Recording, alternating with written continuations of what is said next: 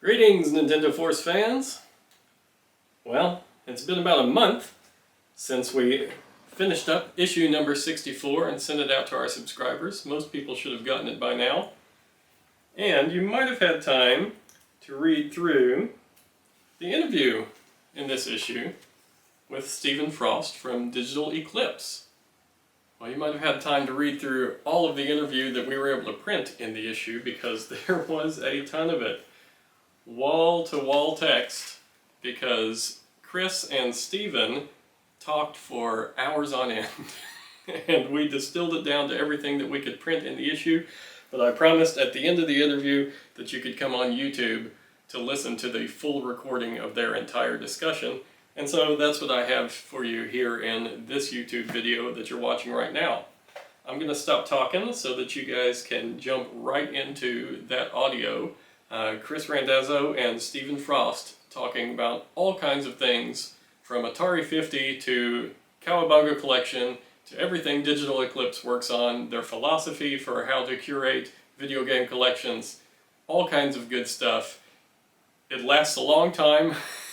And I think you're going to enjoy it. So without further ado, here's Kris and Stephen.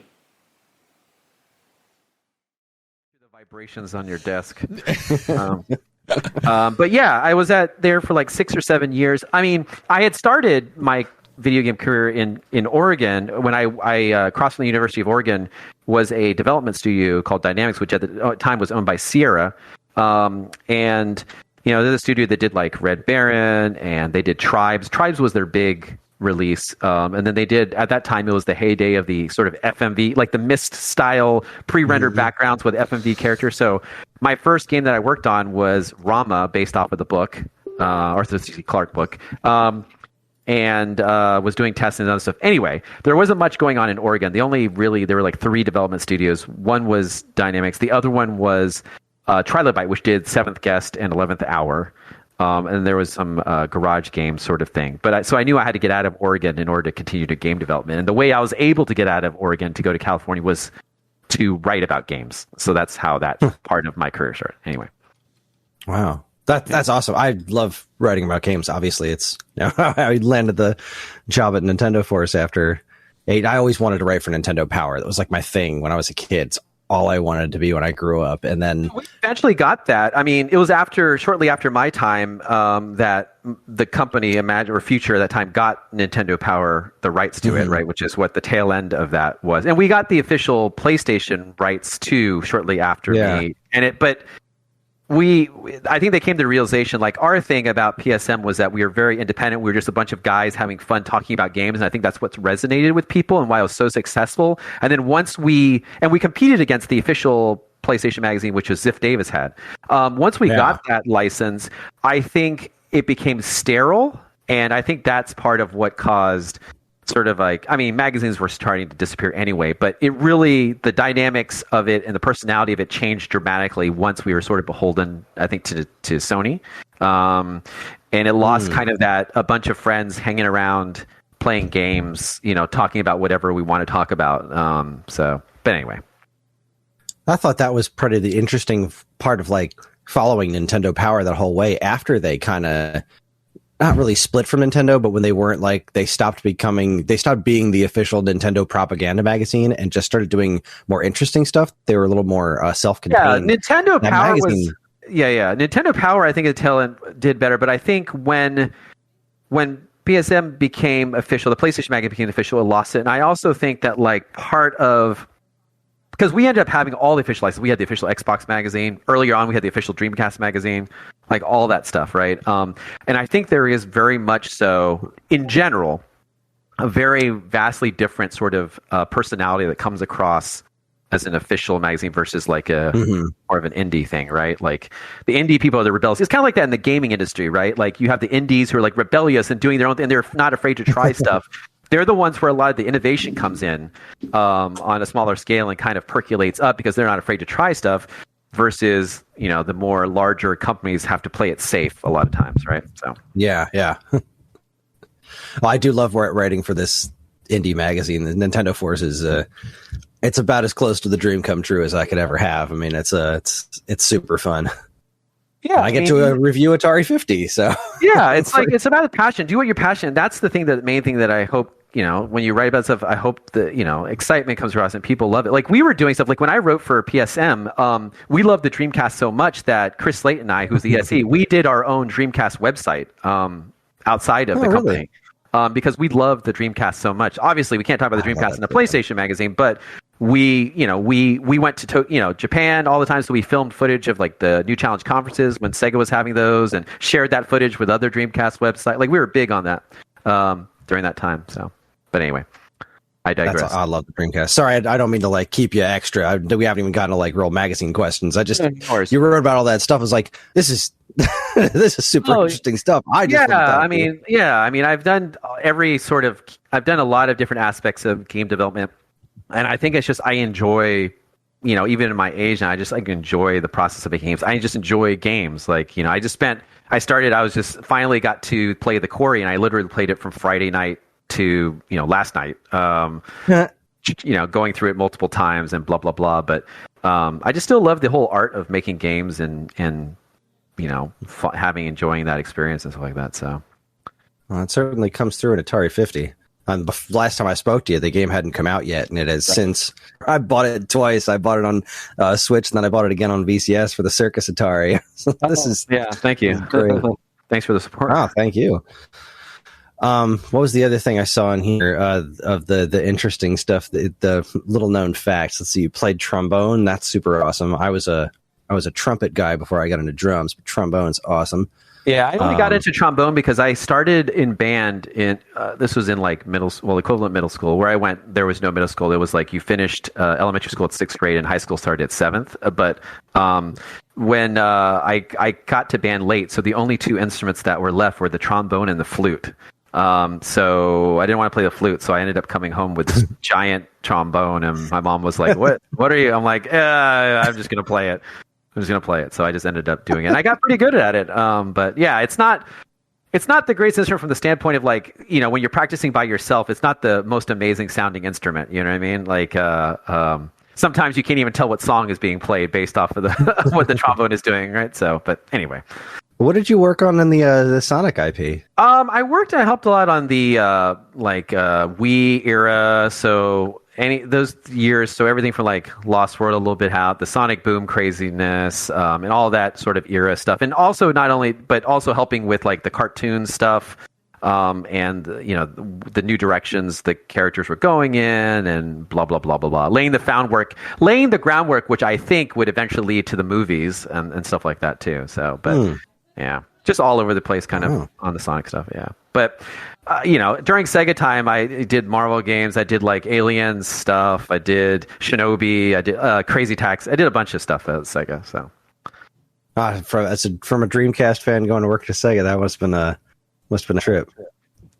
Yeah, I mean, it was a little. I mean, it was the place I really enjoyed. I was there almost a decade, so it was the longest I've ever been at a singular company, and it changed a lot. It went to 2 different buildings. We moved to a different building at that time, but it was interesting to see that sort of grow. And I kind of find it ironic because before that, I used to work at Activision, where I was brought over to Activision to work on Marvel stuff, and those Marvel properties ended up Activision ended up like just kind of like letting those contracts kind of expire. And then so I ended up moving over to Sega, and Sega ended up acquiring most of those Marvel licenses. So it followed me from Activision to Sega in some way. So, but yeah.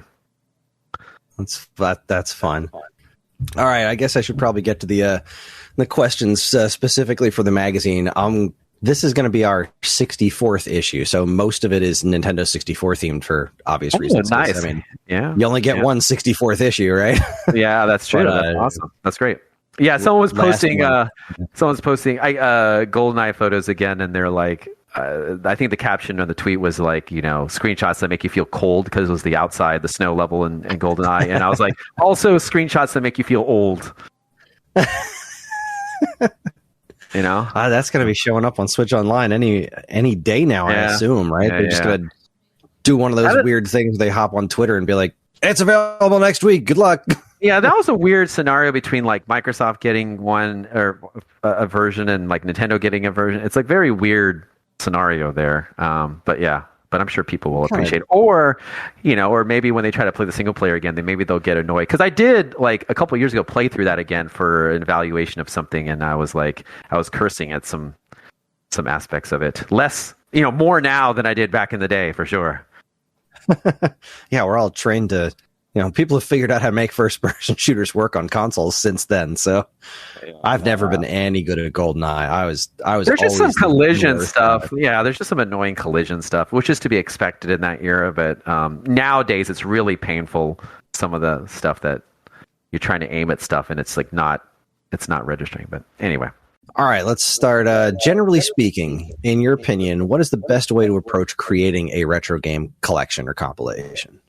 So I was actually, this is a good question because I was thinking about this a little bit recently because I put together a presentation for a local retro expo, the Sacramento Retro Expo or something like that. And so I've been thinking about how we approach this stuff and what makes sense. And, I really distilled it down to a couple things. Like, first off, obviously, you got to look at the IP that you're doing, right? So you have to kind of evaluate, and what is the focus of the IP? Like, what are the aspects of the IP are you trying to get across, or is it not the IP and it's a company or a person or things like that, right? So you have to kind of approach it from that sort of angle first, and then I think what you have to do after that, at least from our perspective, is that you kind of have to make a decision on if you are going to focus a collection on games. And an example of that would be the Cowabunga Collection, right? You kind of it's focused predominantly on the games. Like when you go, and what I mean by that is you go into the collection and really the first thing you see is games, right?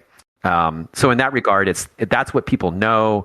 That's what people are buying, and what they want to do initially is jump in and play an old game of Turtles. And the behind the scenes content is sort of secondary to that. A second option, which would be Atari 50, is that we are focused on sort of a company or a time period or some higher level component that is not tied to a particular game or IP or franchise. And so that means that your presentation, how you do stuff would be different. And again, the example is like Cowabunga, you go in, you load, and you see the first thing you see are the games. Atari 50, you go in, the first thing that you see are the historic timelines, because we feel that representing the company and stuff is most important. Tertiary to that, sort of the third thing to that is maybe like feature set, for example. And the closest example I can give to that would be maybe like Street Fighter 30th, what we did, which is the first title I worked on at Digital Eclipse. When I came in.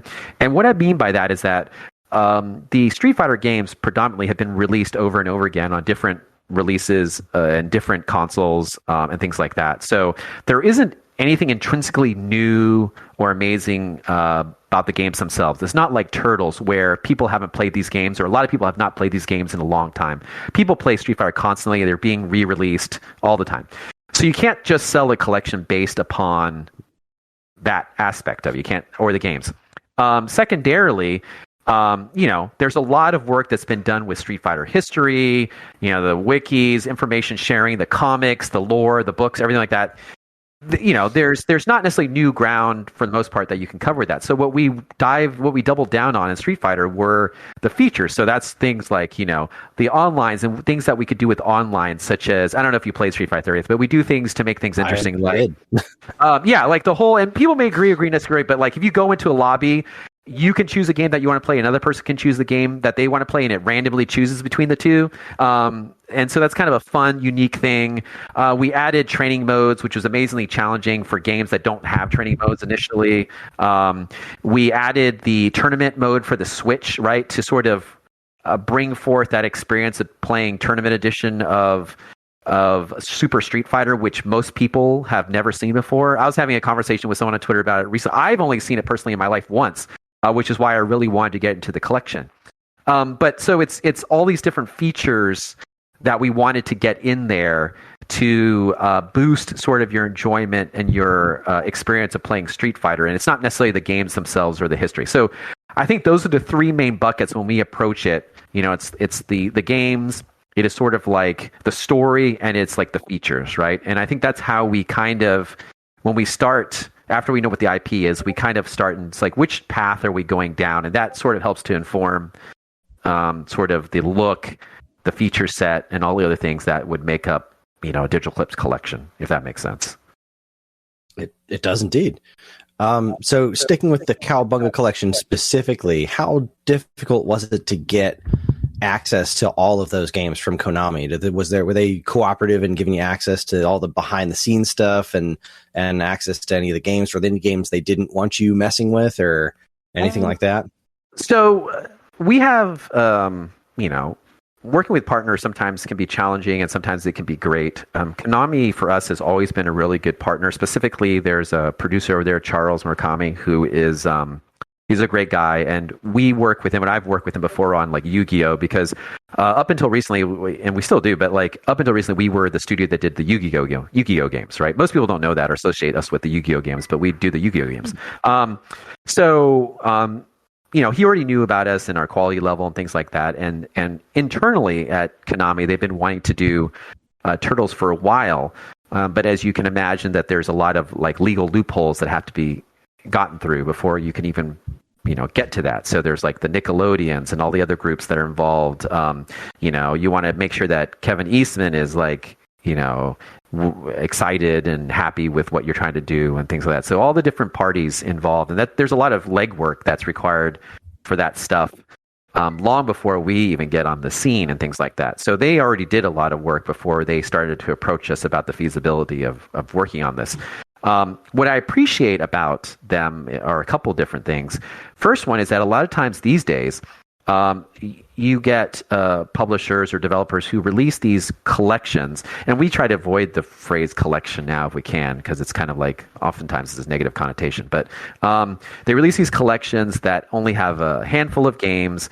They have a little bit of behind the scenes, but really what it is they expect people to pay for this based off of nostalgia and nothing else. So if you don't have nostalgia for the properties, then it's not going to sell to you.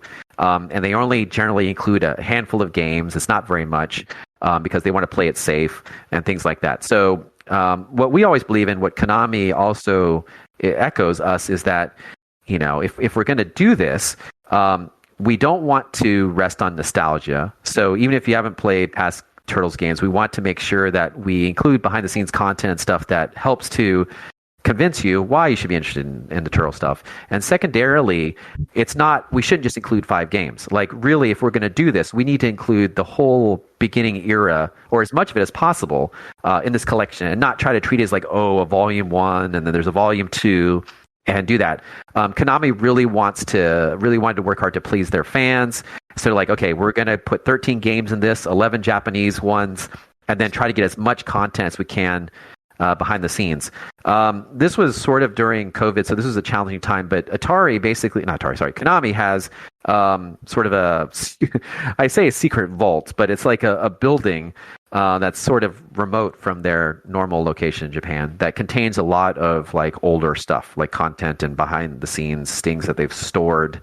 No one was sure how much Turtle stuff there would be. There was certainty that there was some Turtle stuff in there, but we weren't sure how much it would be, and that was really going to help. That information, as far as how much they have, would really help to determine how big of a story we could tell and how in depth we could go. So it was COVID, so it was challenging, but eventually we figured that, they figured out a way to get someone in there, and we were working with them in relation to like, okay, what do you have? And trying to piece it together, because oftentimes it's not organized that well and things like that. So it's really hard to tell what pertains to these games, what pertains to other Turtle stuff. So there's quite a bit of just like back and forth and things. And they really were gracious as far as like working with us to try to determine what we could take out of there and scan and stuff like that. So in the end, it ended up being a huge amount of stuff, a lot of which had never been seen before. And so they're like, well, we found a bunch of this stuff. Like, how much do you want to like scan? And we're like, all of it, and so it ended up being like thousands of, pages of stuff, especially if you've seen the collection, a lot of the behind the scenes stuff that's originally in Japanese that they drew in little sketches, little bits of text and stuff like that for all of the games. And so Charles worked really hard on the U.S. Konami side to work with Japan to get us access to that stuff and have Konami Japan like scan like everything in for us. And so we kept getting these feeds of documents constantly, which was amazing. And normally you don't get that. A lot of times, because of the amount of time that's passed, things are lost as you are, well, they were either destroyed or they're lost or misplaced. People left the company.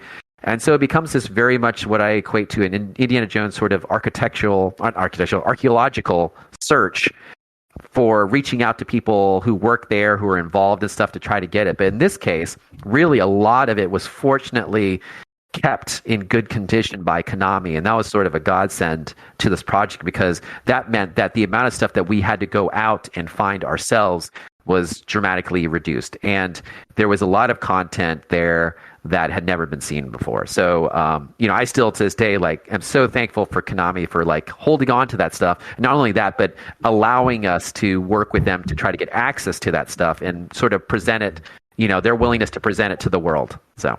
Yeah, that stuff was really awesome to look through in that collection. I had a blast combing through all that. But another awesome thing in there that looks like it's old, but actually isn't, are those player's guides you put together for all the games. And they seem to be very Nintendo Power inspired. What were your influences on putting those together?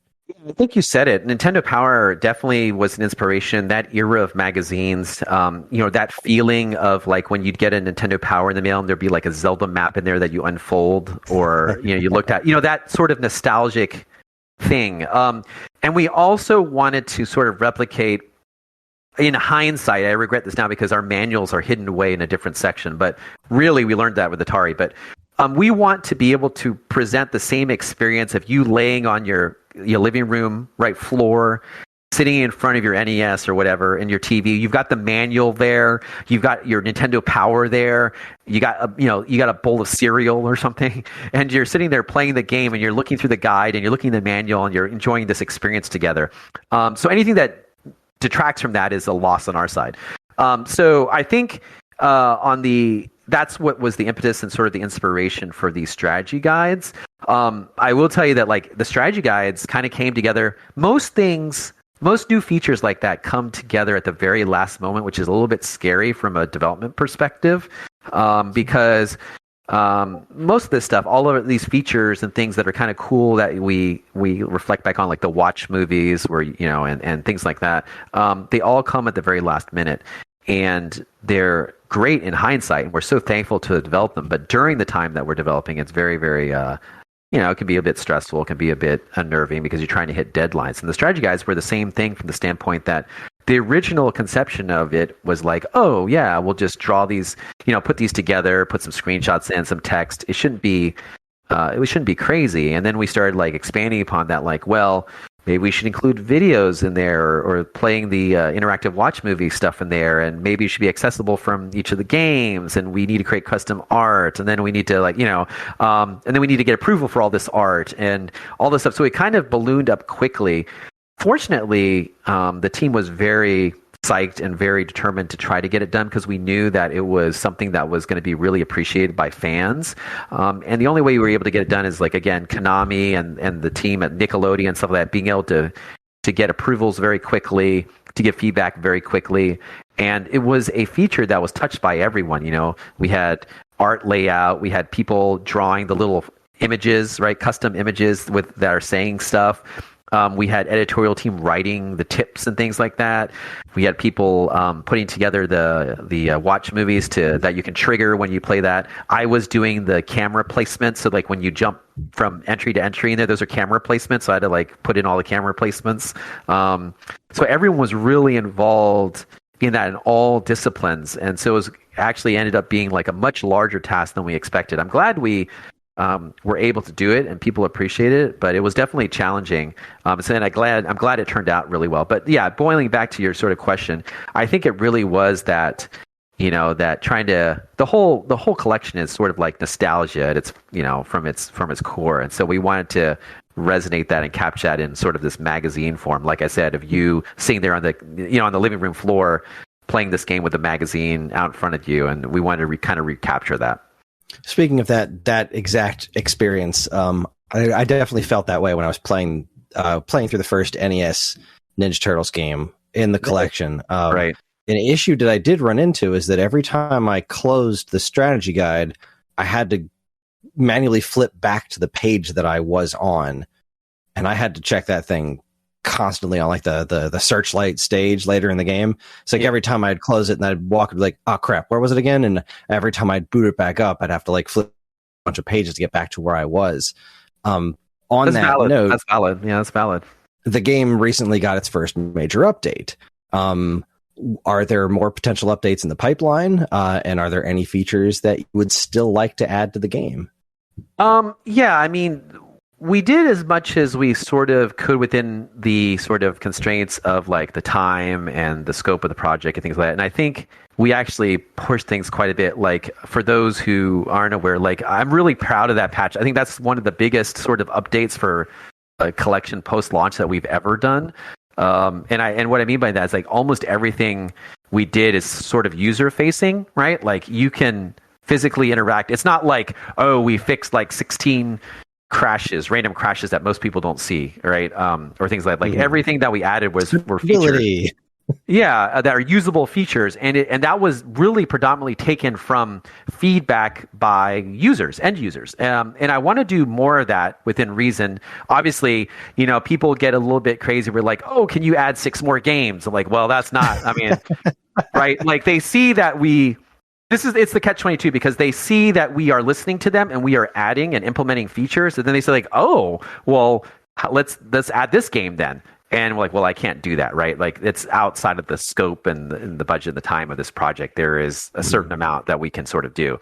To sort of answer your question, yes, there is one more patch that will be coming out or update that has Manhattan, the NES game, in it for you. That's sort of like the second most requested because we just sort of added online for Turtles in Time for the Super Nintendo, so we're going to add it to NES version as well. And then we might have some bug fixes, but it's not going to be like a feature-rich title update like the first one was. That was actually 2 title updates that were merged together just because of time. This is more of like a last hurrah for it. We want to like fix any last known little things, tweak some stuff, and then add one more online game, and then probably put it to bed. As far as right now, what we're sort of viewing. So it'll be a nice update, a nice final closure, last chapter on the Cowabunga Collection. But certainly, I don't want to sort of set expectations of the same level of features and additions that we did in the last update. So on the topic of updates that you had already made to the game, so you said you're adding an online mode to a Hyperstone Heist. No, not Hyperstone Heist. Manhattan Project. That was it. How difficult is it to go in and mess with the game's original code? Like you had to do some of that stuff for like altering logos out of the backgrounds of certain stages, but you also did things like removing flicker and slowdown. How difficult is it to go into a game's original code and mess with it in a way that doesn't seem anachronistic or and just pie in the sky theoretically? I know it's obviously not going to happen, but how hard would it have been, and was it ever considered to do things like add 4-player support to things like Turtles in Time or Hyperstone Heist or even the NES games? Right. So that sort of multifaceted situation. So some of these things we can do on an emulator basis, right? So things like reduce flicker and things like that are more on the emulator side, because really what it is that the NES has limitations to how many sprites that you can display, right? And so that's because of the hardware sort of structure. Since we're not running on original hardware, there's no reason that why you wouldn't be able to show that. And that's what causes the flicker, because the sprites, you can't show as many sprites as it needs to. So we can do some of that stuff on an emulator, and that's the stuff that we sort of love, because then if it's an emulator-based adjustment, then it will help to improve all the games that run on that particular emulator, right? So when we are able to do that for the NES, all the NES games benefit from reduction in flicker if you want to, and things like that. They sure do. Yeah, exactly. Right. Like some of them were like, to Konami's credit, they really pushed the hardware on a lot of that stuff. But there is a ton of flicker because of that. But there's no doubt that those early games, they really tried to push, I think, the hardware as much as they could, to their credit. So there's the emulator-based stuff like that.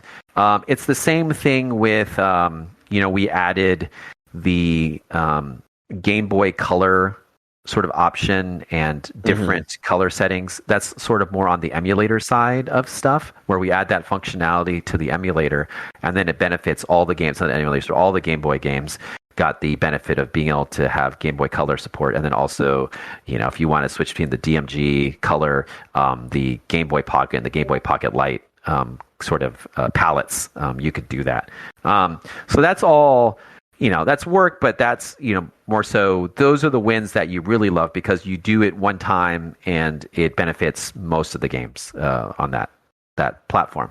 The per game fixes are a little bit more challenging. Specifically, you think about, without going into details, like there's a lot of things that people don't think about when they want to play a game online that wasn't originally intended to be online.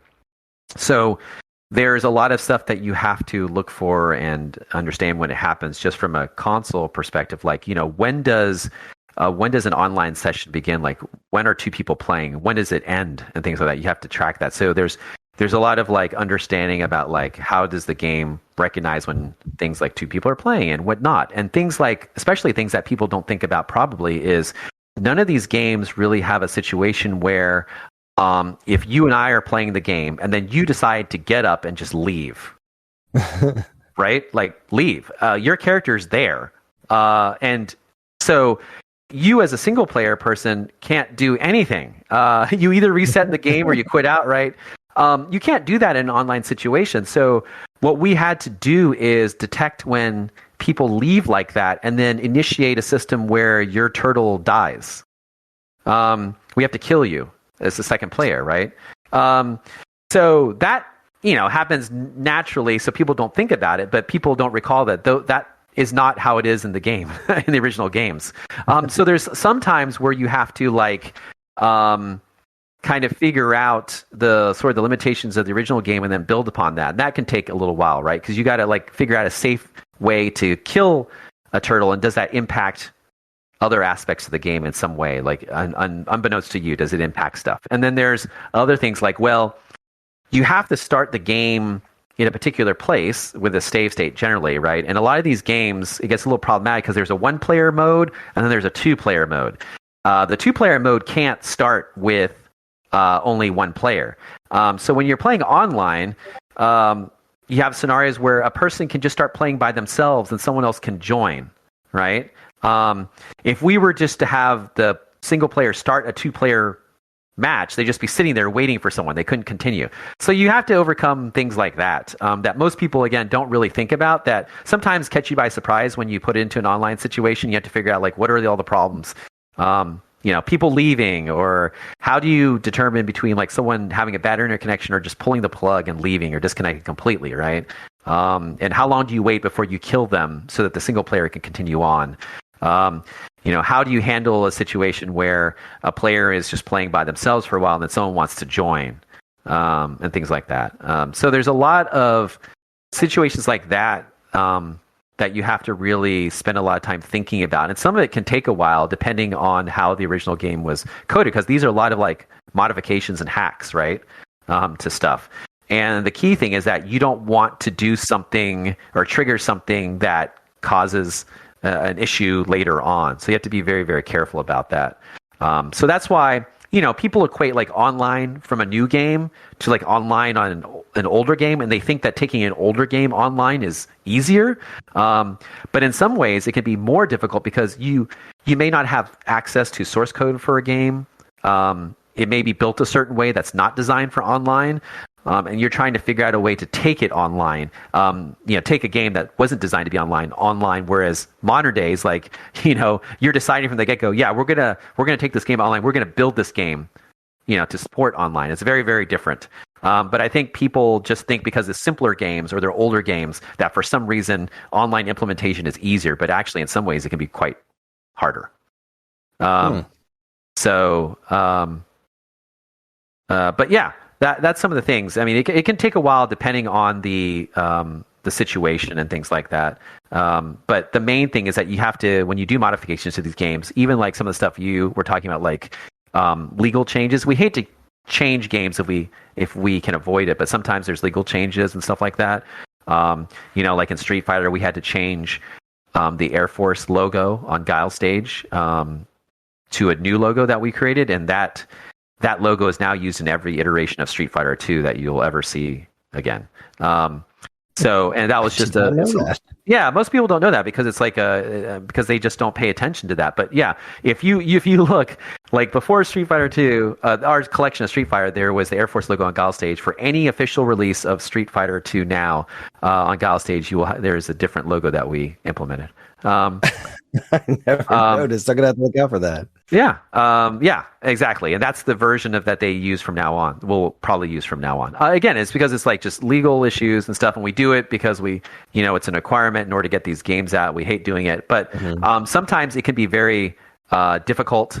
Like Street Fighter, in Street Fighter, the Air Force logo is mirrored, so it's only half of a sprite.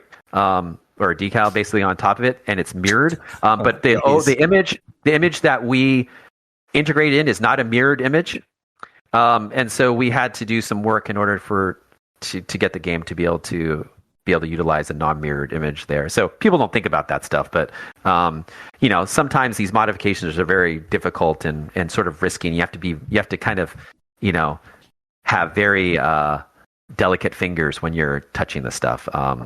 That's part of the challenge. So tossing 2 extra players would be a pretty massive undertaking in something like Super Nintendo Ninja Turtles, right? Yeah, I mean, it would be really tough because the game was. I mean, you're talking about rewriting like many sections of the game, like even like think about the health system, bars and stuff, everything, right? Even like the system of like being able to choose a turtle, which is sort of very deliberate.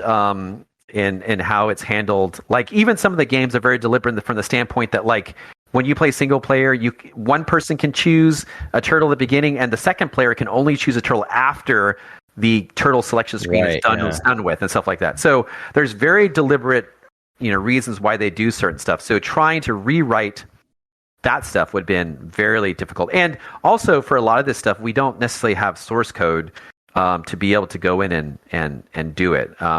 So that would have been a huge undertaking. At that point, really, depending, you might as well just make, a new Turtles game to some degree. Right. To the amount of work required to sort of implement that to the degree that you'd want it to be implemented. Gotcha. All right. I'm pretty sure I asked you this last time, but I want to cover this one again. As far as I know, Manhattan Missions for MS-DOS is the only game based on the original cartoon series that didn't make the cut. Right. What does Konami even think of that game? How did it come to that was the only one that got left off? Was there talk of adding in at any point? And how much more difficult is it to translate PC software, like old PC games, like DOS games, to modern hardware as opposed to old console games? Yeah, I mean, it was brought up and we had sort of talked about it. I can't remember if that's the one. I think where that game has an aspect of it that's broken. Like it might not be completable or something. I can't remember offhand. It's been a while. I seem to recall there was some issue with that game that was we had expressed concern over to some degree. Yeah, I mean, PC side is a little bit more cumbersome from the standpoint that like you then have to start thinking about like, okay, am I supporting keyboard? Did the original game support keyboard, right? Inputs? Do I need to support keyboard inputs for that? Do I need to allow the keyboards to be customizable? I mean, we do this to a degree in the outer layer shell, but it just adds work from the standpoint of like, okay, what was the structure of this? Also, it was PC and that sort of MS-DOS kind of scenario. We haven't really done anything like that in recent history where we've spent time optimizing it for Switch and things like that. So there was one of the scenarios where like, well, we can try to include this, but is it going to impact the ability to include other games because of time, and is it worth it to focus on that? Because the other platforms were known quantities, right? We've done it quite a bit. We're very comfortable with that stuff. And then what you can do is, instead of like trying to get an emulator up and running for a new platform, you can spend time focusing on enhancements and other things for the existing platforms, right? So you can either take like Super Nintendo further, or you can keep Super Nintendo where it is and then try to add another emulator, right? Or build another emulator or whatever. That's sort of a rough example, but it's sort of like this challenge of like, how does this benefit the project, right? And we felt that kind of that version, that game, as far as the number of people who were familiar with it at the time, and the value that it'd add to the collection for one game, like doing an emulator for that one game, sort of wasn't worth it. I mean, I can give this example, the same thing as like the Atari ST on Atari 50. There is no Atari ST support on Atari 50 because if you look at the games that we could have gotten access to for legal reasons and stuff, and then you remove the ones that are already duplicates on other platforms, then the number of games is not worth the many months of development effort to create an Atari ST emulator. Right? It doesn't add significant value to the end product for the amount of time that it's taking. So, for not being able to include the Atari ST emulator, it may be the case where like, oh, we are now able to include more Jaguar games, right? We're able to vet and do that. So that's sort of the decision sort of making process that we kind of have to make in all of these collections. Is the juice worth the squeeze kind of scenario where, is it worth it to add this emulator? Do we get value out of it? Or is it better to invest our development time into improving the emulators that we do have and adding functionality or other things to the collection?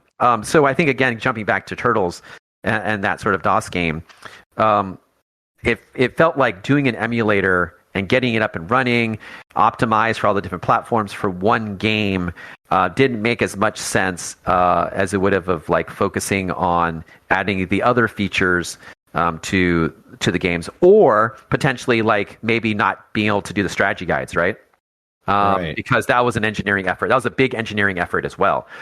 So that's, it's hard to say in the long run how it would have impacted stuff, but it would have impacted something. So, the collection might have had a 14th game, but to what detriment? So that's the stuff that we always try to weigh out. So it's my understanding that you guys create individual, like you have your own emulation systems, right? And then once you've created that, you can use that emulator over and over again for different projects going into the future. So, like, say your Game Boy emulator that's running the Turtles games in the Cowabunga Collection.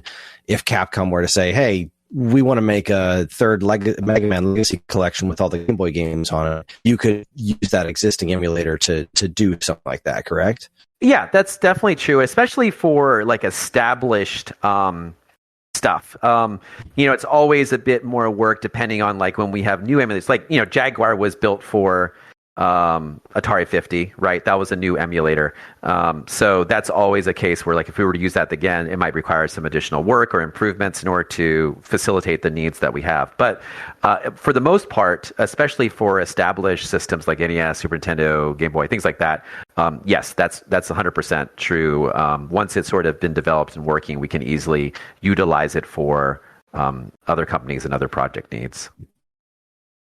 So, what in the pantheon of the universe of MS-DOS games would you consider being worth creating a DOS emulator for? That's a tough one. I mean, it'd be like weird. Like, it'd be like, hypothetically speaking, like if like Roberta Williams came up like, "Hey, we want to do a King's Quest series or collection or something." You know what I mean? Like, cool. You know what I mean? Like, yeah.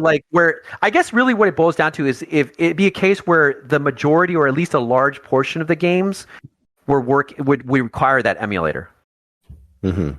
And then it's worth it, right? Kind of like Jaguar, right? We knew that Jaguar is important, and there was still a question of like how many games we would be able to include based off of time and other things, but it was important enough that we invested in doing it and getting it done. So it'd be the same with this, where if like we were hired to do a project where the main core focus of it were DOS games, then obviously we would focus on building a platform for that. And then you'd have it for the future. And then we have here. It just doesn't make sense for like a one-off scenario. You know, like it wouldn't make business sense or financial sense to like build an emulator for just one game most of the time, unless that's an amazing game. So how does that work for arcades? Because like different arcade machines worked on like different arcade boards and stuff. So was there any sort of challenge? Like the original Ninja Turtles and then Turtles in Time, were they similar to emulate, or did you have to work on a different kind of system to emulate both of those different games? They're close enough. They do have differences, but a lot of times you have to think about it from the chipset that they use. Like a lot of the arcade games in a certain era, like even, you know, like Atari games and things like that, they use similar chips, right? So you're more focused on emulating the chips themselves. And how they interact with each other, right? So that doesn't inherently like solve the problem completely, but if one arcade hardware platform and another one have similar chipsets and layouts, while there may be variations, like maybe there's a different audio chip or a different, processor for something else, you at least have the foundation of it that you can add the other support for the other chips and functionality into, right? Right. So you find that a lot, like when you're doing that era, or like, Konami will have very similar arcade hardware across their arcade games. During a certain era, Atari will have similar arcade hardware across a certain number of their arcade games. So while they are, different games per se, 2, 3, 4 of them may use the same base arcade hardware that we can emulate and tweak. So that's how you get a little bit of the savings. It's not like a drastic thing where like you're going from, like a Capcom CPS 2D hardware, then the next thing you're like doing a Namco system or whatever, Sega system, something hardware that's 3D or whatever, and those are very, very drastic. Scalar system or something. Yeah, exactly. So yes, there's generally work to do it, but fortunately, the era that we generally do these games on, the hardware is similar enough that it's relatively straightforward to, once you get one done, to be able to build upon it and do another one. Nice. All right, so you guys have done Ninja Turtles. You guys did Disney, right? Mm-hmm. What other popular 80s or 90s properties would you like to do a collection for, like Tiny Toons or Power Rangers, Jurassic Park? What would you like to do, pie in the sky, from that era? Oh, that's always a crazy one because we get hit with stuff all the time. I will share the one that I always like to do, and it would never sell, but it's just a personal thing that I love to do, which is like I would like to gather all of like the mascots from 8 and 16-bit. So like, the Noid and the McKids and Arrow the Acrobat and James Pond and all of those. Bubsy, you've got a Jaguar emulator. You could emulate the Jaguar Bubsy game. So, like get all of those sort of mascot games in one collection, and it'd be an interesting study of like some of the failed ones, some of the successful ones, and people might be surprised at how good some of them are. But I always thought that would have been a pretty fun collection to do. It'd be almost impossible because the amount of different companies who release them and the owners and things like that. But I think it'd be a very interesting journey through that era of games to kind of see, how licensing impacted those games and, which developers actually put forth the effort to make, good games outside of, the IP and things like that. So that's always been a personal one that I would love to kind of work on at some point in the future, but that will never happen.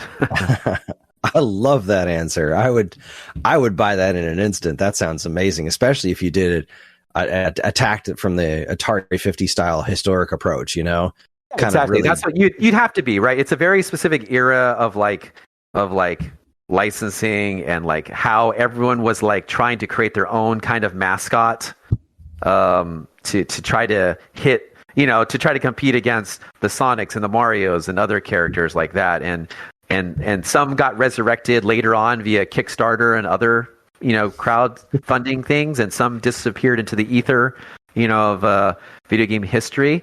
But I think there's an interesting story to be told there. You got me wanting that now.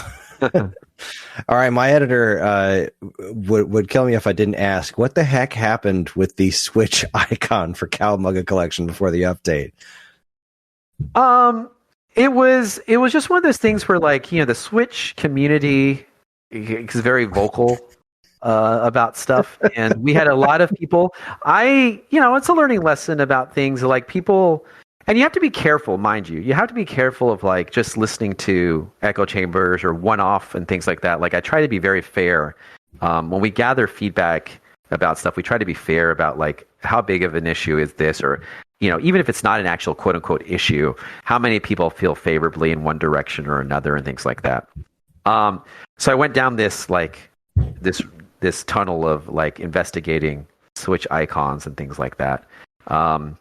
And I could see the merit of changing it to better match what the box design is to a degree, and things like that, because it is very different from the box design, and also did not have the logo on it, the game logo on it, which for some people is an issue and for some people is not an issue, because the logo, the name of the game is scrolling right above it, right on the Switch. But I was talking it over internally, and I was talking it over with Konami and Konami's marketing people, right? Because you don't want to just willy-nilly make a change like that. Yeah. But there were enough people who sort of felt passionate about it. And I also felt that, like, the Four Turtles design, the original one, makes sense for the other platforms, or any platform, specifically Xbox and PlayStation, that when you launch it, the Xbox and PlayStation have a boot up image, a 16:9 boot up image that's appears at the very beginning of boot up. So it makes sense and that is the Four Turtles. So it makes sense that you would want to keep the Four Turtles motif, because it transitions from that icon to a bigger image. And to have it drastically different is a little bit weird to me, whereas the Switch does not have a boot up image like that. So it just felt like an appropriate change that was for the better in some ways. And I kind of thought about, well, I don't think anyone's going to be too attached to the original icon. And even if they were partially attached to it, I don't think they're going to mind the new icon. So it seemed like a win-win scenario. So we just that was one of the first things that I ended up changing after the game was released. It was probably the second thing that I addressed. I love the new icon. We were all confused by the old icon. It looked like a phone app, right? It had like a border on it and everything. It didn't match everything else on the Switch. And it's very my different. editor and I are very we're nutcases when it comes to Switch icons. And boo, when you made that change, we cheered, because that game's box art is gorgeous. It's all that original Konami art. That's just it's amazing. So bravo for fixing the icon. Yeah, and sometimes too, just as a normal development, it wasn't necessarily this case, but you also have to, like, you get into the situation where, like, box art might not be done until after your game is done, right? And so you may not have the official box art to use in some cases. So that could have been part of it or not. I can't remember the exact scenario, but I think originally it was a scenario where, like, well, we need to use the Four Turtles, and thus organically, if you're using the Four Turtles for this initial splash screen, you should use it for the icon, and it kind of went from there. It kind of went backwards from there. But yeah, I didn't see a reason that we needed to stick with that for the Switch, so that got changed. All right, so shifting focus over to Atari 50, similar to our Konami question, how was it working with Atari on this? Specifically because Konami has been a pretty constant entity ever since they started making video games, but Atari as a company has changed dramatically over the years. So how hard was it to get hands on a lot of the stuff that you included with bonus features, and how was it working with them on this? So it's good and bad, and I'll explain it. Bad isn't bad in the traditional sense, bad. So this is definitely a new generation of Atari, right? They're new people. They're very passionate people. So I think because they're new sort of changing of the guard, and Atari has sort of been out of the main limelight for a little while, that they were open to trying something new, right? They had released, obviously, collections in the past that are more straightforward. And so when we approached them and said, like, we came to this epiphany that, like, doing a regular collection wasn't going to make sense because you can get access to most of these games, especially the 2600 games, easily and regularly. You guys have released them on the Atari Flashback systems, and you've had the Vault release and the Flashback console releases, some years back. So there isn't necessarily like any sort of like, oh, this is all new. And so we really were sitting there trying to, figure out how do we present this thing, because, we originally approached this like, well, we're gonna have a variety of games. We can't really do like a Turtles presentation because there's still going to be too many games. At that point, we weren't even necessarily interested in 100+ games. Like, we were, contrary to like other projects, which start with like, okay, we're going to go into this project where there's going to be 13 Turtles games and 11 Japanese Turtles games. Like, it's a known quantity for the most part. There may be some plus or minus there, but really, going into it, we know exactly what we're going to do. Going into Atari, as you're well aware, Atari's library is very broad and diverse between the arcade games and all the different platforms. We did not have, at the start, like a 100% concrete idea of what the games we were going to include. Obviously, the previous ones had like included quite a number of games, but they kind of just like mostly 2600 games and some arcade stuff. So we didn't know how many games we were going to include. So because of that, we didn't necessarily feel that we were stuck in a particular direction as far as like, oh, it's a games-focused thing like Cowabunga Collection was. And so we eventually started thinking, well, this is the 50th anniversary of Atari. Maybe instead of trying to focus on the games, many of which most people are either already very familiar with if you're an Atari fan, or if you're not an Atari fan, completely not familiar with. So you can't rest on nostalgia to sell it, because the people who would buy it based off nostalgia probably have already bought various collections in the past, own a flashback console, own the VCS, things like that. So it's not as a major thing for them. So we kind of said, okay, well, it can't just all be about the games. What can it be about? And then, it being Atari 50, the anniversary, we really started thinking the importance of focusing on the console and the company and the people who built the company. And would that even be possible? Could we get everyone in to interview? Like, there's so many logistics and things like that. But once we sort of, thought about and kind of said to each other that it made more sense to focus on the people and the company and its sort of its evolution, then we really had to, work hard on like trying to make that a reality. And this was even before we knew how we would present it. It was more of like, how do we get all the content that we need for this? And so along those lines, through this sort of learning process that we were going through to figure out how we were going to make this sort of celebration, Atari was very open to all of our ideas. They gave their own feedback. They weren't sort of focused or beholden to like a particular way of presenting this stuff. In fact, I think they were very receptive to trying different things and trying different ideas, which is something you may not normally get from a formal company that's been around a long time. For the most part, they will probably want to play it safe. They'll probably base it on what's worked before and say like, well, I understand you want to try something new, but let's rein it in a little bit and like, let's keep it within the ballpark of what we've released before as a known quantity. But with this new sort of, team at Atari, they understood what we were trying to figure out, and they're very receptive to us like experimenting and trying different things to finally land on where we landed. So to that, I'm very thankful for them. Secondarily, the other aspect is that they, as a new guard, have no attachment to old Atari from the standpoint of like the ability for us to be honest and try to tell a little bit more of a truthful story. A truthful story, I mean, like from these, not that people are lying, but more like, let's fill in all the information and all the stuff that is actually relevant and important that people might not know. And a way to do that is to bring in as many of the original Atari employees as we could. And so there's this big race to try to bring them in and interview them.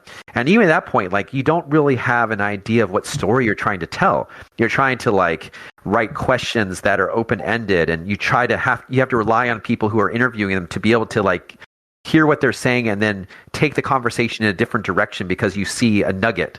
So to them, the editorial team, Dan and those guys were amazing in like pulling that information from people. And again, to Atari's credit, we didn't really have to edit or cut out or censor any of the stuff that we wanted in there. They're totally open. It's like, this is a celebration and sort of a telling of the history of Atari, good or bad. So we want to show the ups and the downs. And a lot of companies would not allow you to show you the downs or have conversations about things like drug use or other things that have gone on in companies in the past because they want to preserve the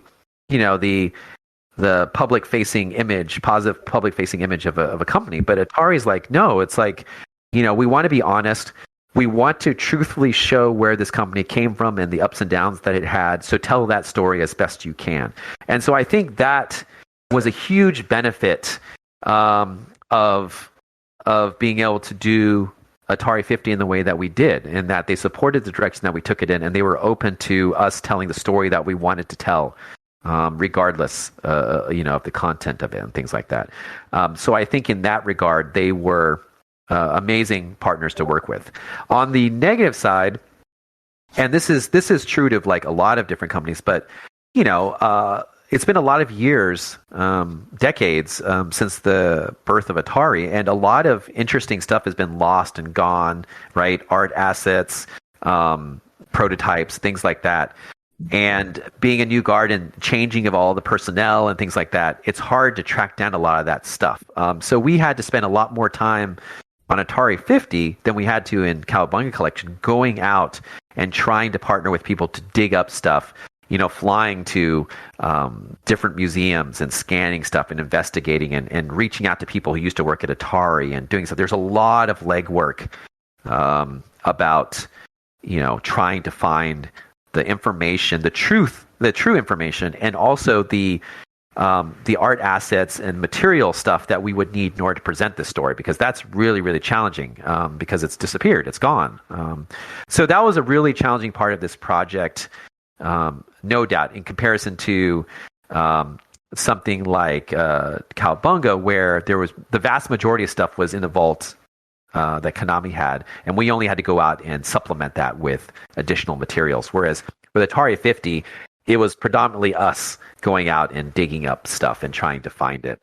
So that was a considerable amount of work. And also along those lines, lastly, and again, this is with a lot of different companies, is that as time goes by, there's a lot of uncertainties and unknowns about legal ownership of like games, artwork, all the components all the components that make up these games, right?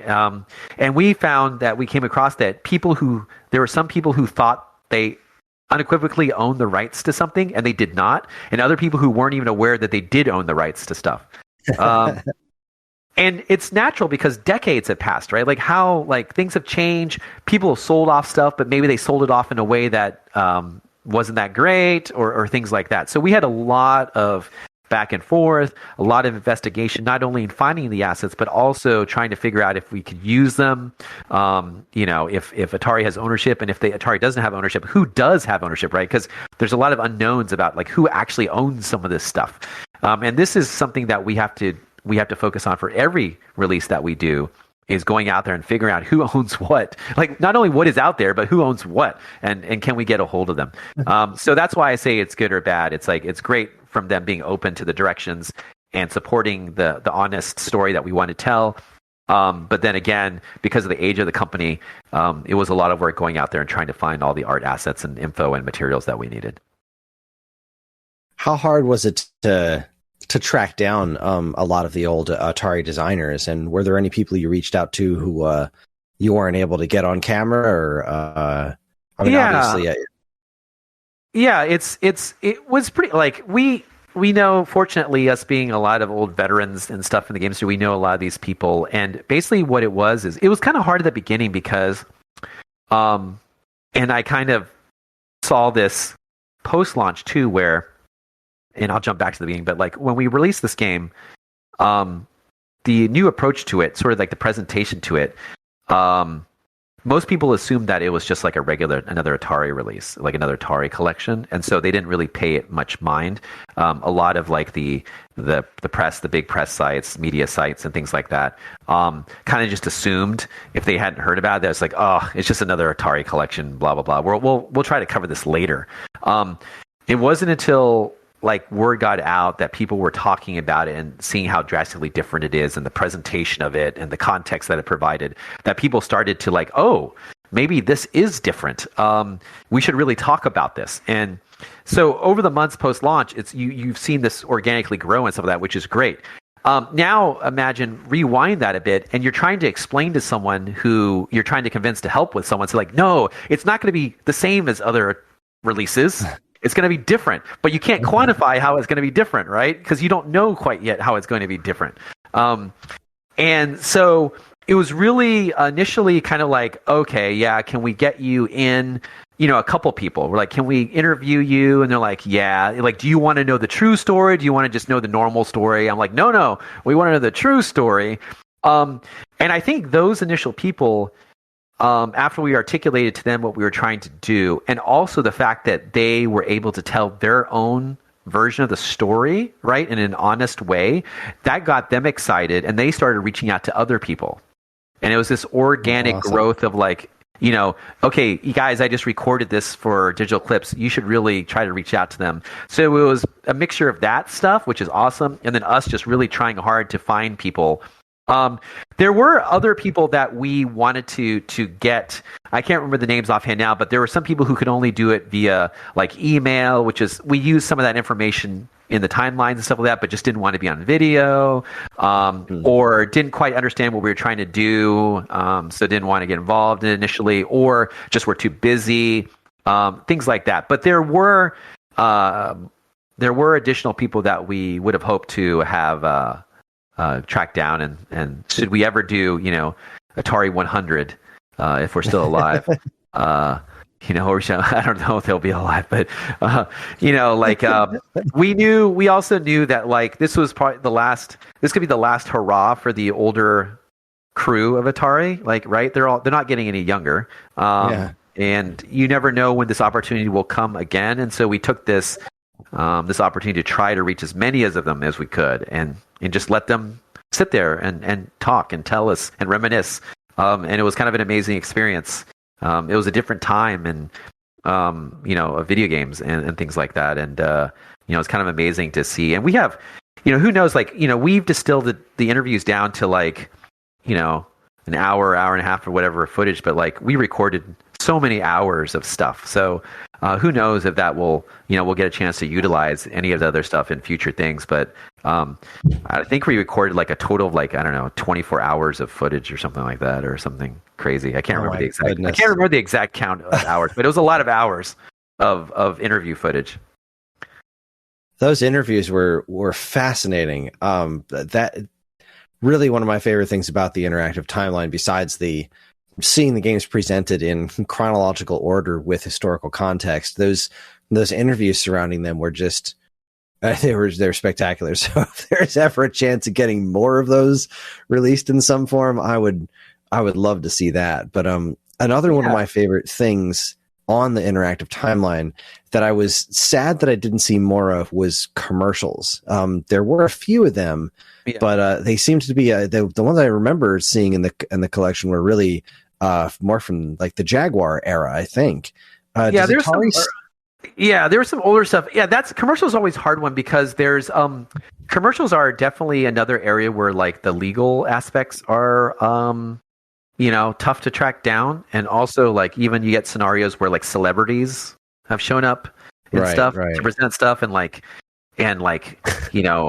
who do you have to ask, or is it like public domain at this point, like because it's shown on TV. So there's a lot of discussions about that stuff.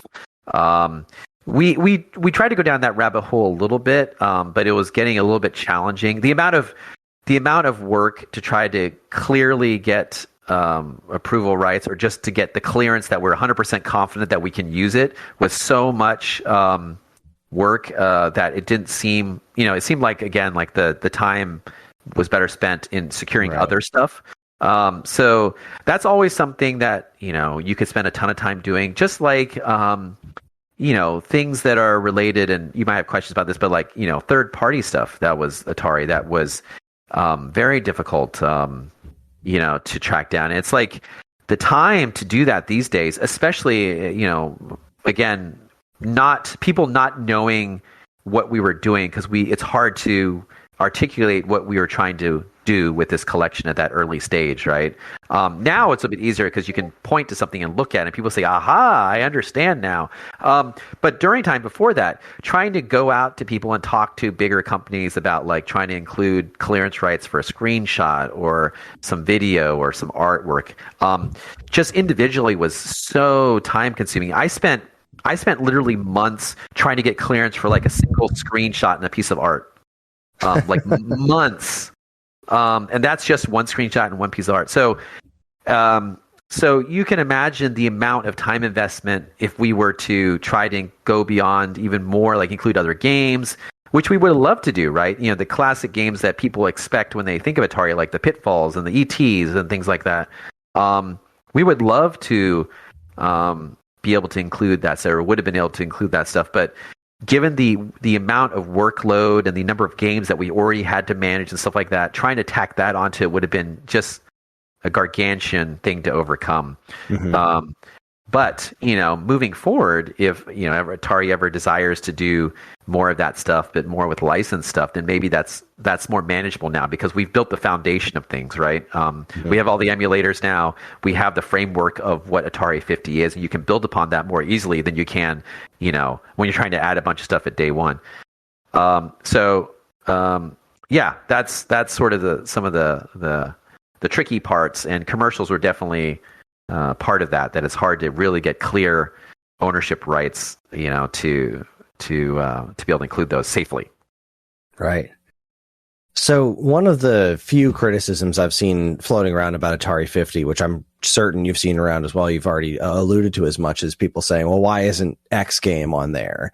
And one of the most common places I've seen asked in the nerdier corners of the internet is regard specifically to Jaguar and Lynx libraries. How much of those platforms' libraries are actually owned by Atari? Were there any games Atari owned for those things that you had access to that didn't make the cut? And how did you mentioned before about some people just not even knowing if they have the rights to certain games. How much of that did you encounter specifically with the Jaguar and the Lynx?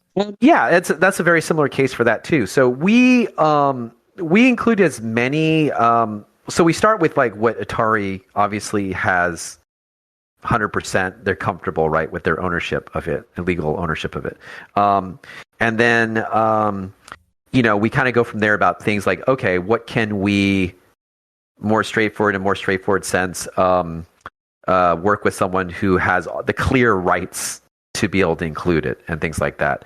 So that's how we sort of approached it. Like what I also wanted to do, like the key thing that I always wanted to stress for this collection is that it was never designed to include like every game of everything, right? It was specifically a curated list. And quite honestly, and really this, I don't think this would have floated well. But originally, even at one point in the collection's development cycle, we had talked about only having 50 games, like to represent Atari's 50 years. Right. But the development of it fluctuated so much in this. We were beginning to, as we wrote the story and saw the scale of it and how we wanted to split it up, 50 games wasn't going to cut it, right? So we had to really choose as a diverse a palette as possible, to try to touch as many genres and stuff. And I think that's what we tried to do on Jaguar too. Like, I think if we had spent more time, we could have gone and got more Jaguar games. But I think the key thing that we were trying to accomplish, or at least I was trying to accomplish, is that we try to touch on a bunch of different genres that appear on the Jaguar, right? So there's like a fighting game, there's like a pinball game, there's Tempest, which you obviously have to have. There's like a kind of a driving game. There's all these different genres So if I were to say like, hey, I don't know anything about the about the Jaguar, you can sit down with Atari 50 and play through those games and have a better understanding of all the different genres that appeared on the Jaguar, right? And it may not contain everything or even the most popular titles like Aliens versus Predator, which would have been, obviously a very big licensing issue. Yeah. But it gives sort of a diverse palette. So you would have at least an understanding of the types of games that were on the Jaguar. A little bit. And I think that's what we tried to do as much as possible within reason, is try to have a diverse variety. And in some cases, that could mean not including the best game or games on a system because of various reasons, whether it's legal reasons or it takes away from showing the diversity of a platform. But I think within the time span that we had to get this done, we probably got as many Lynx and Jaguar games that we could physically do. If we had more time to try to go out and secure more rights and stuff like that, then yes, I would have loved to do that. But we were adding Jaguar games and Lynx games up until the very last minute. So even like that library was shrunk down, was smaller a bit because of uncertainties about legal rights or will the emulators be able to play them right? Can we get it optimized for the Switch and things like that? Especially the Jaguar emulator. So there's this back and forth sort of about it. And so we kept trying to add as much as we could up until the very last minute. And you might have seen this you probably saw this in relation to, and some people mentioned it too, Warbirds. I don't know if you know like Warbirds. So, Warbirds is in the original release of the game and on the disc or cartridge, but it was patched out because there was a last minute legal issue, right? So it wasn't there, and we're still trying to see if we can get Warbirds, the rights to Warbirds again, and add it back in. But that was a classic example of stuff changing at the last minute, us trying to pack in as much as we could last minute. Some things worked, some things didn't. So Warbirds was an example of a game that we got in. We were trying to get in last minute, and it didn't pan out completely, and then we had to sort of patch it out. But hopefully, we'll be able to add that back in again in the future.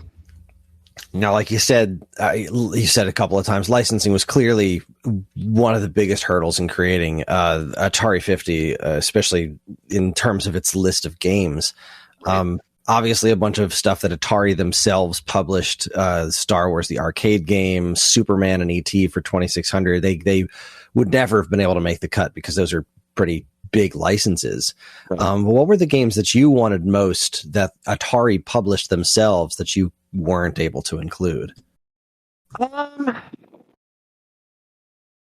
don't know. Like it's tough now because we spent so much time going through stuff and changing the list on a weekly basis. Like outside of Atari stuff, what I would have wanted to love to include is more like homebrew stuff to reflect more of like the later, right? The more current, because there's a large homebrew community, especially for like the 2600, even the Jaguar and stuff like that. I would have loved to show what people were capable of today, right? What they were doing, and we have Yoomp. We were able to include Yoomp in there as a sort of an example of a game that we really love. So cool, right? That's basically a homebrew game by a very talented team, and we managed to get that in there relatively the last minute too. But if I could have added more, I would have loved to be able to reach out and have a homebrew section to kind of show where development on 2600, Jaguar, Lynx, etc. has sort of ended up today, right? And shown like the differences between what people are doing today and what was done in the past. I would have loved to have done more of that. So that's sort of my biggest regret in that regard. We never could have done it because we had to really focus on telling the Atari story and stuff like that. But if we had had more time, I would have loved to have been able to reaching out to the homebrew community and tell a little bit more about their story, like Yoomp, and give them the spotlight a little bit. And again, show the talents of people and what they're able to do with the hardware today versus what was done, decades ago. Yeah. So the Atari VCS version of Atari 50 includes an exclusive game, Circus Atari. Was there ever any thought given to including other console-specific exclusive games like Mario Brothers or Donkey Kong 2600 for the Nintendo Switch version? That's a bit tough from any time you've got Nintendo properties, and that's just a whole other large thing, you know. And I almost feel that like it's almost impossible to try to tackle like creating a new kind of experience, a new thing, and trying to juggle all of these licensed games. It's just, I mean, we would have spent the whole development cycle just trying to get rights to this, much less trying to work with Nintendo, right? And I think part of the other challenge again is like, how do you show people early on or early enough while you're working on this stuff that what you're trying to accomplish, right? It's they just feel like, oh, you're just doing another collection. We're just like, you know, we want to, you know, you just want to throw games in this thing and whatever, because there's a lot of companies still out there who do that, right? Like who just kind of don't go through the extra mile. They have these collections. There leaves a bad taste on people's mouths, tongues, and you know, it's tough because we're trying to elevate things a bit and try to raise the bar a lot as much as possible. But even then, to this day, to try to work with companies like Nintendo and things like that is very, very challenging. They're very, very protective of their rights, and oftentimes, you know, if you are involving them, that they want oversight probably and things like that. Right. And it's a very tight development cycle. We did so much. Like the only, you know, Atari 50 is what it is because everyone, to their credit, like everyone on the team delivered like 110%, like constantly, because they were so passionate. And this is, I think this is also, I'll point this out as a difference between Atari 50 and even collections that we've released in the past and what other people have released as far as collections. Normally at Digital Eclipse, for whatever IP that we have, there are at least a couple people on the team who are very passionate about that IP, whether it's Street Fighter with me or Disney games or things like that. There's at least a group of people who are very passionate about it. And because of that, you get good collections out of it because at least some of the team is very, very passionate. Everyone else is like passionate about work in general, but there's a big difference between passionate about your work and passionate about the IP that you are talking about, right? It comes across fundamentally different. The difference with Atari 50 and why I think it's so special in this regard is that every single person on the team, like literally every single person on the team, has a very large fondness for Atari and that era of games, and the arcade in some aspect, whether it's the arcade games, the vector games, sort of like the Sword Quest series. But literally every single development team member loves Atari and what they accomplished in it, and because of that, organically and naturally, people put forth more effort, right? Even if they're not aware of it. So I view that even if we were doing Atari 50 now and you just swapped out some of the team members and things like that, I think that the end product would have been drastically different. Not worse by any means, but just different. So I think it really is lightning in a bottle where you get a team that's so enamored and so in love with the property, and they're all working on it together, that you get something special like Atari 50, because I don't think it would have come out of any other scenario. So yeah, I think that's sort of a valid point. But going back to your thing, like it's, you know, licensing, I would have loved to be able to spend more time with licensing stuff, and do it. But like the amount of work that we already had to try to tell the story of Atari proper and the games and to bring the people in and the design of it was so large in scope, that we just didn't have the time to be able to actively pursue a large amount of like licensing deals and things like that. And like I said earlier, you know, should Atari want to continue or we want to do other things in the future, then it makes more sense because then you could actively spend most of your development time just pursuing licenses, right? And integrating those games because you've built the foundation already. But tackling both of those at the same time is very difficult. Yeah, I guess I can't imagine Nintendo would be exactly chomping at the bit to get the old Atari 2600 version of Mario Brothers or the yeah, to them. And here's the thing, and this is a sad thing, but like it's almost like better if you come at them with a large scale thing, because if you come at them, you think like, oh, you just need a game approved or a screenshot approved. It's so, for these big companies, that request is so small that it's almost like not worth their effort, in some cases, because the amount of effort that it needs for one person up the chain to approve one, it's like almost not worth it.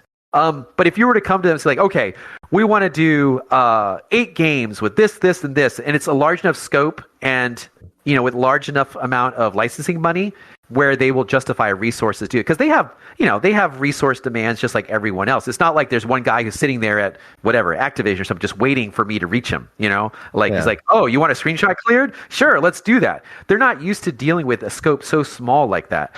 So in order to get their interest, I think you would have to do it bigger. It'd have to be more substantial. You'd have to be an Activision collection or a Nintendo collection, DLC collection, or whatever, right? Something of substantial value to them to invest the time and make it worth their while. Let's see. Yeah, that would be wild, because there's specifically the Nintendo stuff that's on Atari platforms is it's fascinating. It's weird.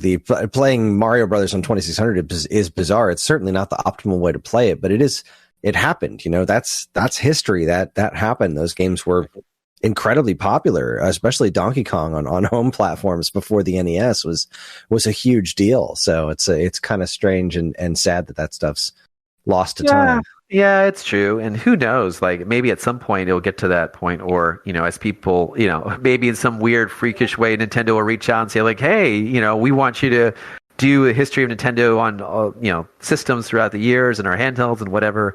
That would be amazing. But, I think they like to have control of their history and sort of dole it out in the form that they see fit too. So, indeed. So probably the Atari platform that is, as far as I can tell, has been played the least out of any other in history was the Jaguar CD. And I don't think there are any Jaguar CD games on Atari 50. No. Why is that? Just time. The Jaguar emulator, because we built it from scratch, as we did a lot of the Atari 50 has the most new or created brand new emulators in Digital Eclipse history. Almost everything was either new to Digital Eclipse project, or it was built from scratch for the project. So that's why I also say that trying to juggle licensing and things like that, we were building emulators for this to be able to handle this stuff. And Jaguar was one of them. And going into it, we didn't know if we were going to be able to create a Jaguar emulator, because previously, while there has been a lot of effort on that front of Jaguar emulation, there is nothing, despite the talents of everyone out there is nothing to the level that it would need to be in order to release into a retail product. So we knew that if we wanted to include it, we would have to build it ourselves. And so we didn't know how long that was going to take. And as a failsafe, we were like, okay, at a minimum, because Tempest 2K is so important on the Jaguar, at a minimum, can we build a minimum viable emulator for Jaguar that will support just Tempest 2000? And maybe that'll get us to the finish line enough, and then we can build upon it. But Rich Whitehouse, who is the emulator, the engineer who wrote the emulator for the Jaguar, is just an amazing guy. I love him to death. But he was very determined, and he just focused on it, and over the span of 4 months initially or something like that, he wrote it from scratch, and it got it not only working on Tempest 2000, but eventually getting up some other games to work on it, and eventually all the games that we needed to eventually having compatibility with every Jaguar game. But to answer your question about Jaguar C, there just wasn't enough time. It was challenging enough just to write a Jaguar emulator from scratch that no one has been able to do previously up until this point. So you can imagine it was tough. To the future, though, Rich, and he's publicly stated this because now that he has, people know he's working on the Jaguar emulator stuff. His next focus for that emulator is Jaguar CD. So that means that in the future, if we need to for some collection or something like that, I don't see why we would not be able to include Jaguar CD support. It's just that there was simply not enough time in relation to Atari 50 because we had just built the Jaguar emulator from scratch initially. Right. Well, I mean, it's a pretty small library, but is similar to the Mario Brothers and Donkey Kong. That's stuff that exists, and I guess it's one of the most interesting things about Atari 50 is that you included bad games in there, but you put them in historical context and show why they exist, and that there's still value in the stuff that's not necessarily a quote unquote good game. Like Fight for Life, I don't recommend people go out and put 50 hours into Fight for Life. No. But I recommend trying it, and seeing what was happening during that time. It is a fascinating product, and I really appreciate that you did that in there. Yeah, I mean, it's the era of like the transition to 3D fighters, right? You had the Virtua Fighters and the Toshindens and things like that, and people were trying to figure out what to do. It was like 3D fighters and Mortal Kombat. Every platform has their weird fighting games, that were trying to mimic or cash in on the popular trends, right? At that time, 3DO, for example, also has a fair selection of some interesting fighting games, right? But that's just the way it is, and I think it's an interesting aspect for people who don't, especially who don't own a Jaguar, who never played Jaguar, and who are fighting game fans, to say like, oh, this is an example of like a 3D fighting game of the Jaguar. That's very, very interesting. But to jump back to your Jaguar CDs, like I would love to get that emulation working because just selfishly, I am a Primal Rage fan, and I enjoy playing the Jaguar CD version of Primal Rage. So I didn't know that was on Jag CD. That's probably a pretty great version. Yeah, it's definitely one. It's still very bare bones, but it's definitely one of the best versions. Oh, that's sweet. All right, pulling it back a little bit to 2600. Taito's Space Invaders was a monumental game on the 2600, and that specific version is arguably one of the best ones ever made. Now, understandably, that game didn't make the cut, but there are several references to it in Atari 50, like various invader sprites hidden in various places. How exactly does that work? And does Atari own aspects of that port? I'm trying to remember. It's a little bit tough. Like, I think it's, they're comfortable enough with aspects of it to include it or homages to it and things like that. But, obviously can't include the game. I think it's more about like there's certain components that other, Taito owns the rights to, and maybe the certain concepts or things that Atari owns the rights to. But again, it's one of those, this is again where you boil down to like, it's tough to 100% determine things. And so you kind of go with like what people are comfortable with or what they know for sure they have the rights to. And so we try to push the boundaries when we can a little bit. Talking about stuff, sure, no problem. People are pretty comfortable talking about stuff. You could do some art references to things out of context, like out of the game and things like that. And I think people are okay with it. But I think the issue is when it's all together in a game interactive manner and things like that people have problems or are a little bit uncertain about. So I think there's a lot of cases like that where we talk about certain things, or even show ads or whatever about certain games that might be owned by other people, but in the context of telling the story or representing something, that's not focused on that particular game, it is generally, it's generally okay. And I think people feel comfortable with that. So I think that's why you see, us talking about certain things or referencing stuff or, even like, the dig for the ET cartridges and stuff like that, right? Like showing that stuff. And, a couple of our guys were at that shoot, which is at that, when that happened, which is why we have those photos. But our president, Mike Micah, was there digging that stuff up. So I think in the historical context of it and telling a story, then it's totally fine, just kind of like reporting the news and things like that. But I think where it becomes a little iffy is that, you start to include code, right, in the form of an actual game and the packaging and stuff like that. Right. So Atari 50 was kind of the culmination of this whole 50th anniversary celebration thing. For the most part, I know Atari is still doing one or two other things that are related to it, but Atari released a lot of games over the course of the year, and probably the biggest release that they had right before Atari 50 came back, I think in October, was a game called Atari Mania. Yeah. And that game is, I think, a really fun game to play after you play Atari 50, because it puts a lot of focus on specific Atari nostalgia that I think a lot of people don't have. And your game does a really good job of educating folks on, like, oh, Millie the Millipede was a character. that was actually a thing. Right. But there are several games in Atari Mania that aren't represented in Atari 50, like Human Cannonball, Video Olympics, Sentinel. And was there ever any communication about, like, we're incorporating stuff like Wizard, which was never even released, into this game Atari Mania? Did Atari ever ask you, like, could you include these games in there, or was there any synergy between various other projects to kind of help? Because Atari 50 is such an educational thing, that using your product as a springboard to helping educate people about other Atari products to then make those other projects a little bit more appetizing, I guess, to people. Was there ever any conversation about stuff like that? I mean, they were in their own kind of thing, and the development cycle for Atari Mania was obviously, while we were knee deep, they were finishing it while we were knee deep into Atari.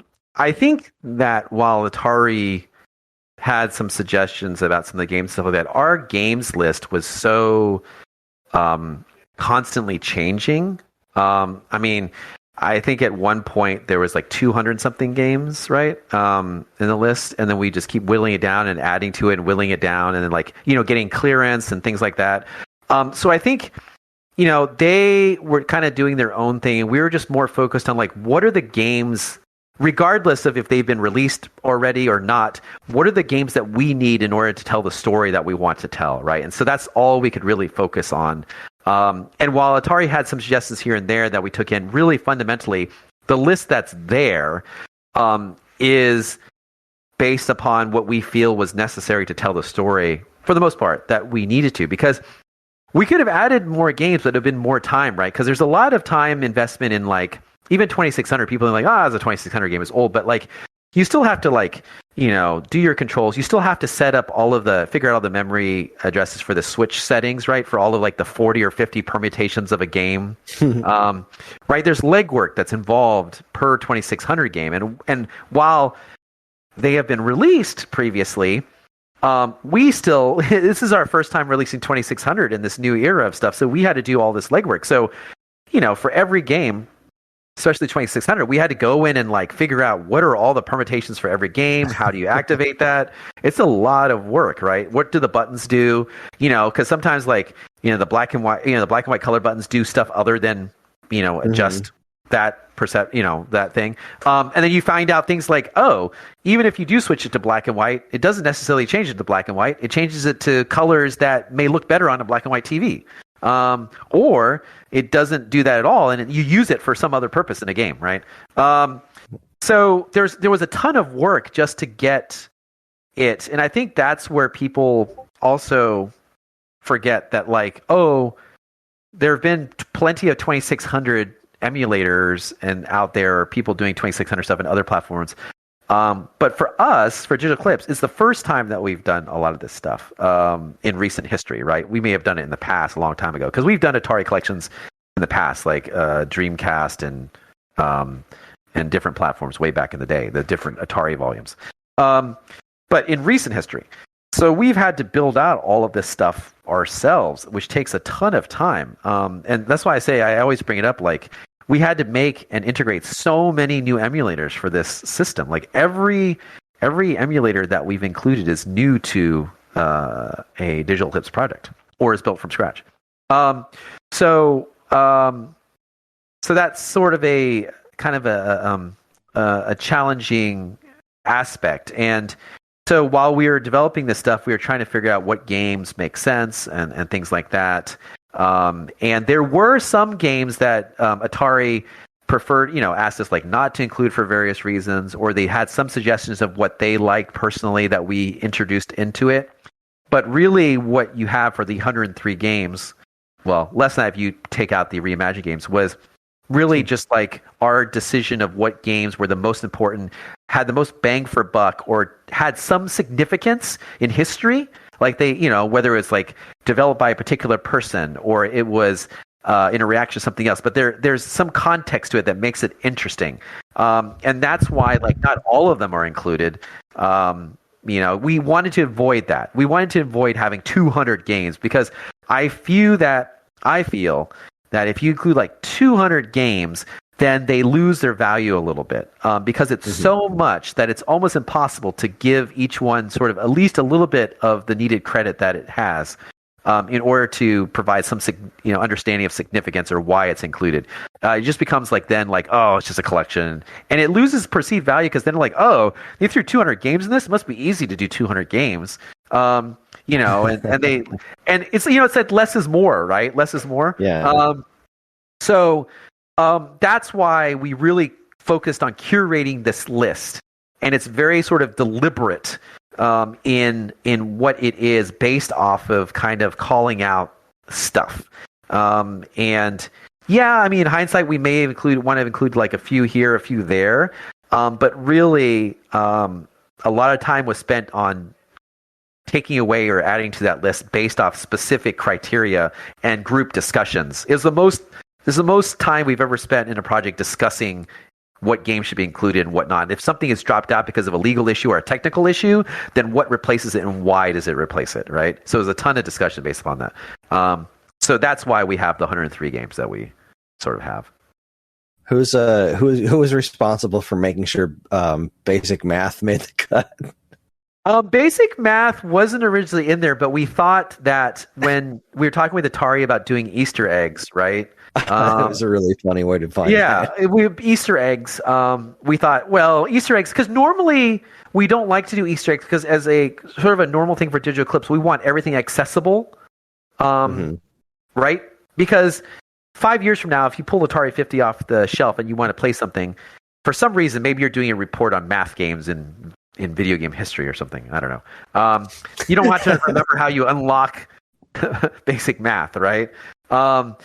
But we did think that having Easter eggs would be fun, and we wanted to make sure that the games that were included, wouldn't detract. They're additions to the list that we have and not like take away from the list. Right. And when Dave was creating Haunted Houses, the whole idea of like having a classroom and maybe unlocking it there would be kind of fun.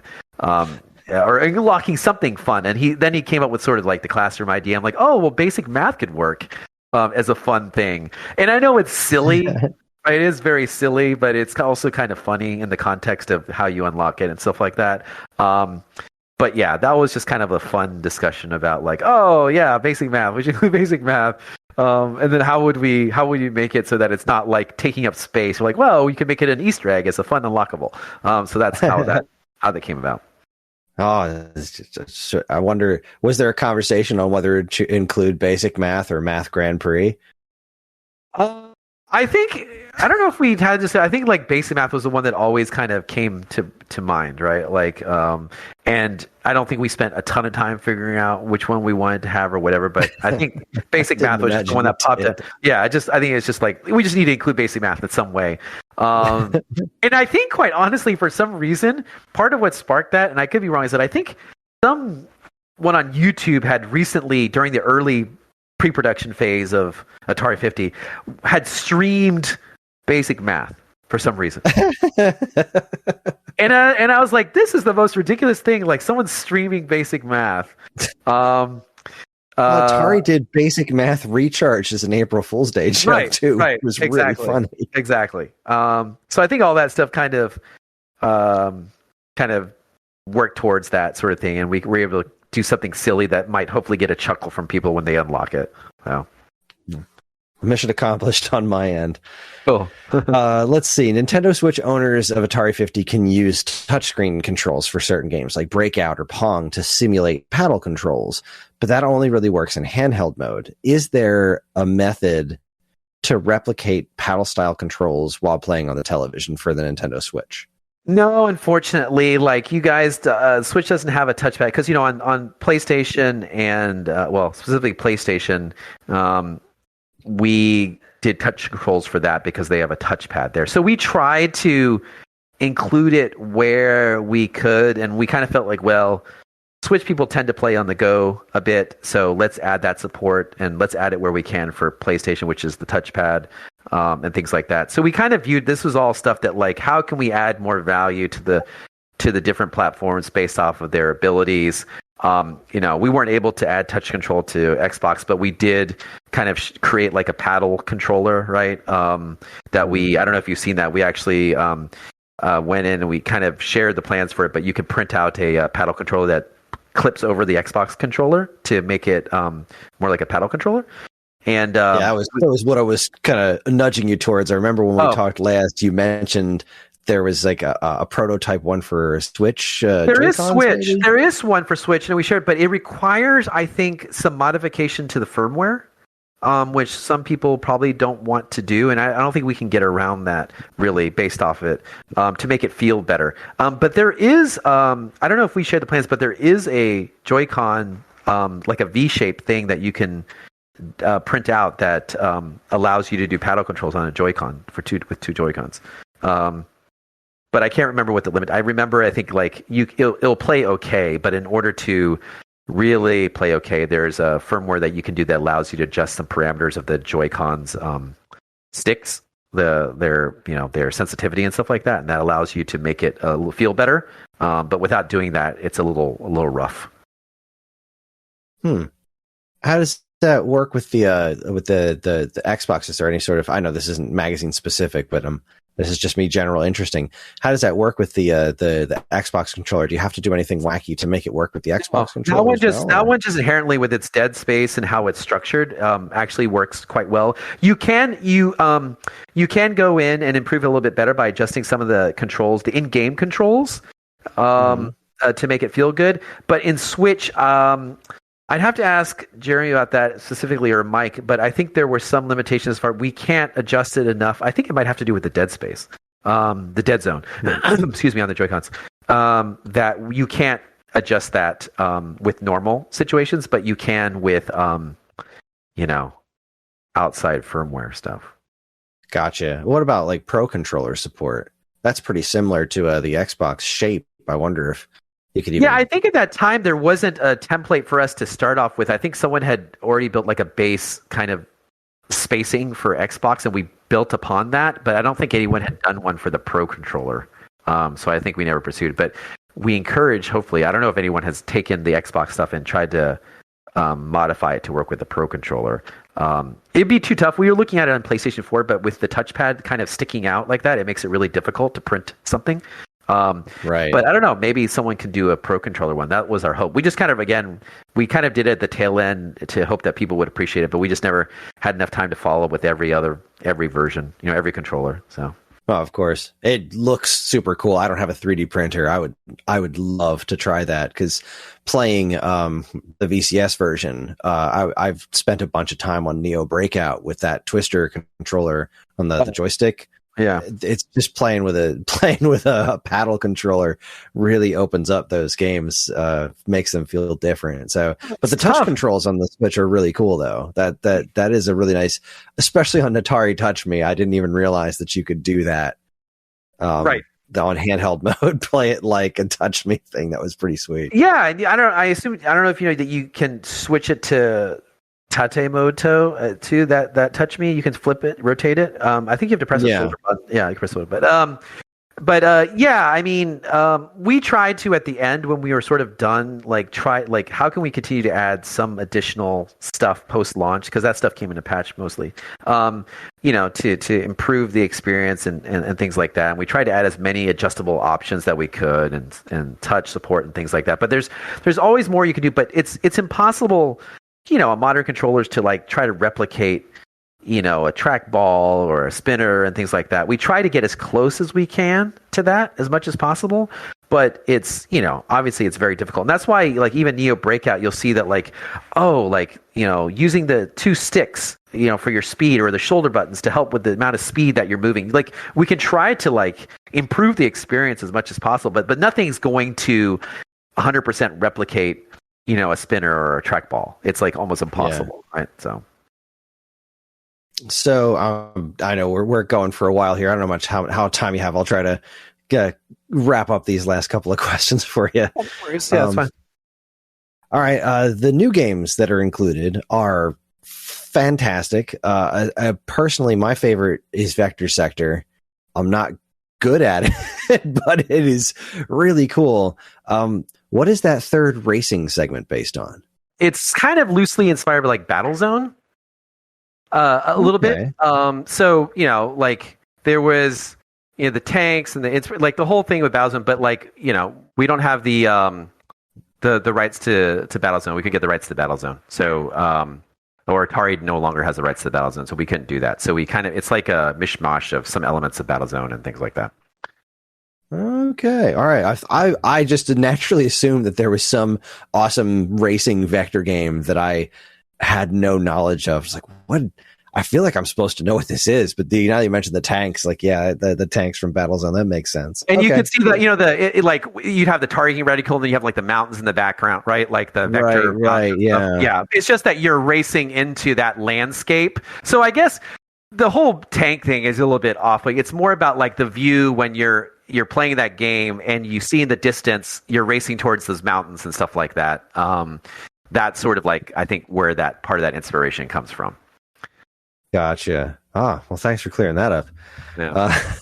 That's been driving me nuts since day one. God, that game is cool. It's one of the coolest things I've ever seen. All right, you guys got the chance to, speaking of the original games, you got the chance to finish off the Sword Quest series with Airworld. What was that process like, and how much feedback did you get from the game's original creator? So that was an interesting one, because we kind of started a little bit before, because we had a feeling that we sort of wanted to do it, but we weren't sure if we were going to get permission to do it.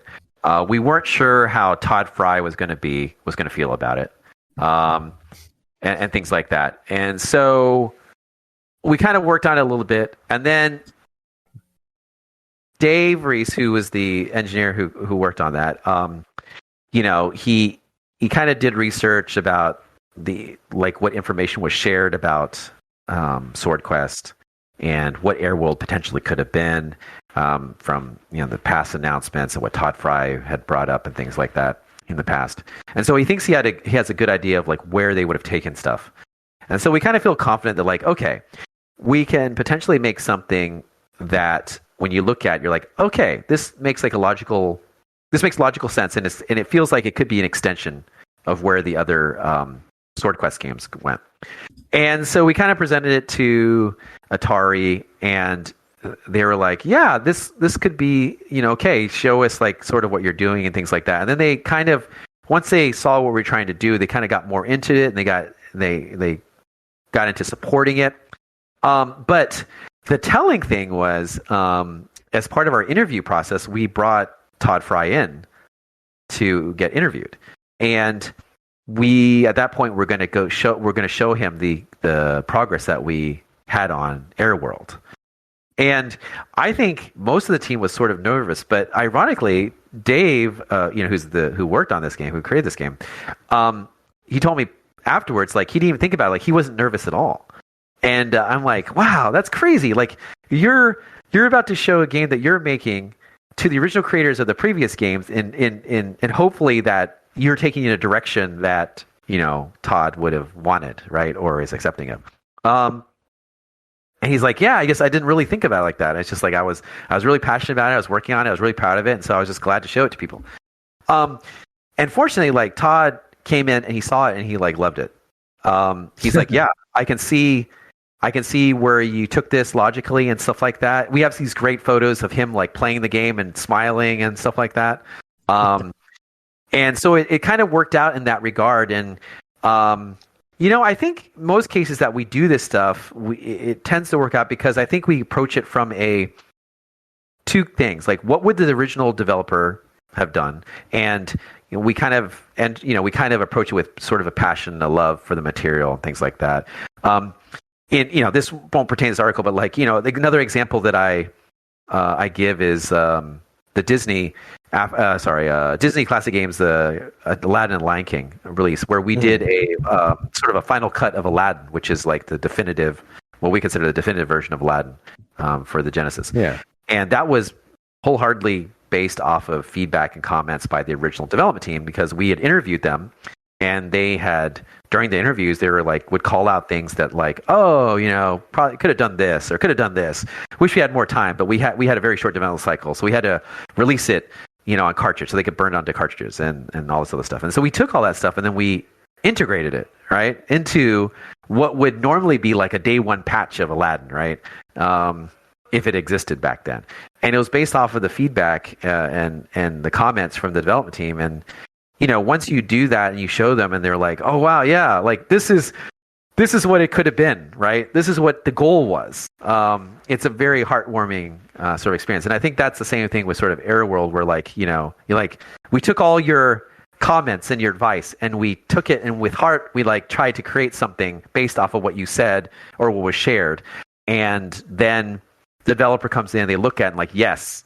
I can. This makes sense, right? It's very heartwarming and just an awesome experience to have. So, that was great, because obviously we knew that if Todd Fry liked it, that we were headed in the right direction. So we continued, and we ended up finishing it. And then Dan Amrick, who came on as part of our editorial team, he's a big fan of this stuff. So he really helped to come up with writing a lot of the stuff, like the behind the scene, like the content about Sword Quest, and like the text and the manuals and stuff like that, and how would we structure that and things like that, and the riddles and how we yada yada. So it was great to have two people who are really passionate about Sword Quest kind of work on that and deliver something that I think Todd, the original designer, would be proud of and happy with. So that's all you can hope for. So that's sort of how that came to pass. That's awesome. All right, so one of the more striking things, at least in my opinion, about both the Ninja Turtles Cowabunga Collection and especially Atari 50 was the overall visual presentation, which is incredibly effective. How do you approach handling things like menu design and background music? And I'm thinking specifically on Atari 50 that those lines that show up when you start a video and that sound that accompanies it. And of course, the really amazing background menu music that sounds like you're in a museum during Atari 50.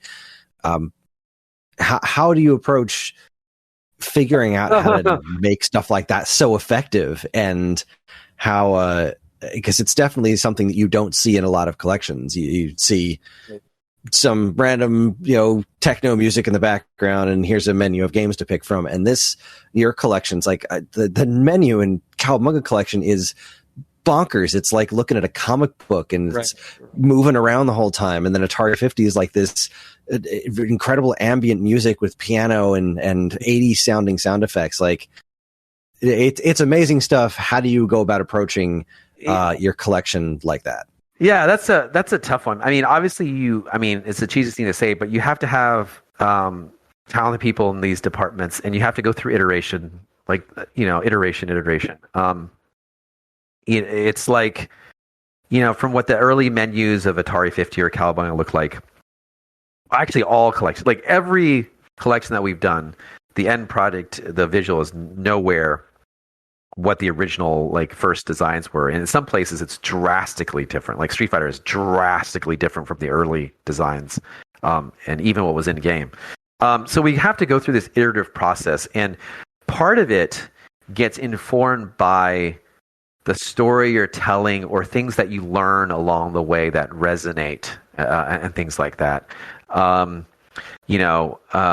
The color stuff in Atari 50 came a bit later, when we were trying to figure out, we were working on the story and stuff like that, and thinking about design aesthetics. And Atari has style guides that they utilize for things, or have utilized in the past, and also for modern stuff. So we look at stuff like style guides, and what sort of iconography, what sort of colors things. Same thing with Turtles. Like, what are the colors that are used, and what sort of consistent imagery is used in these style guides or in past products and things like that, and what can we pull from that will ideally the win is like kind of like people remember it but not sure how they remember it, and it kind of like adds to the sense of nostalgia. Like there's some aspect of it, like there's explorations like in Turtles, like the Ultra, the Ultra brand, and that kind of corner thing that they did for that Konami did for the Ultra stuff for all their releases on NES and stuff like that. Like,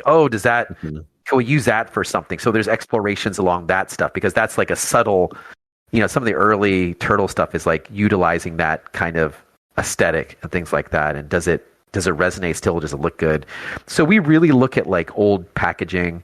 We look at style guides, old and new, and we kind of pull out like what gravitates to us, and we kind of discuss it. Is it a colors thing? Is it like a lines thing? Like, do they all do, like even on the Ultra box art for Turtles, there's like the specific look of the packaging, and like how can we replicate that and things like that.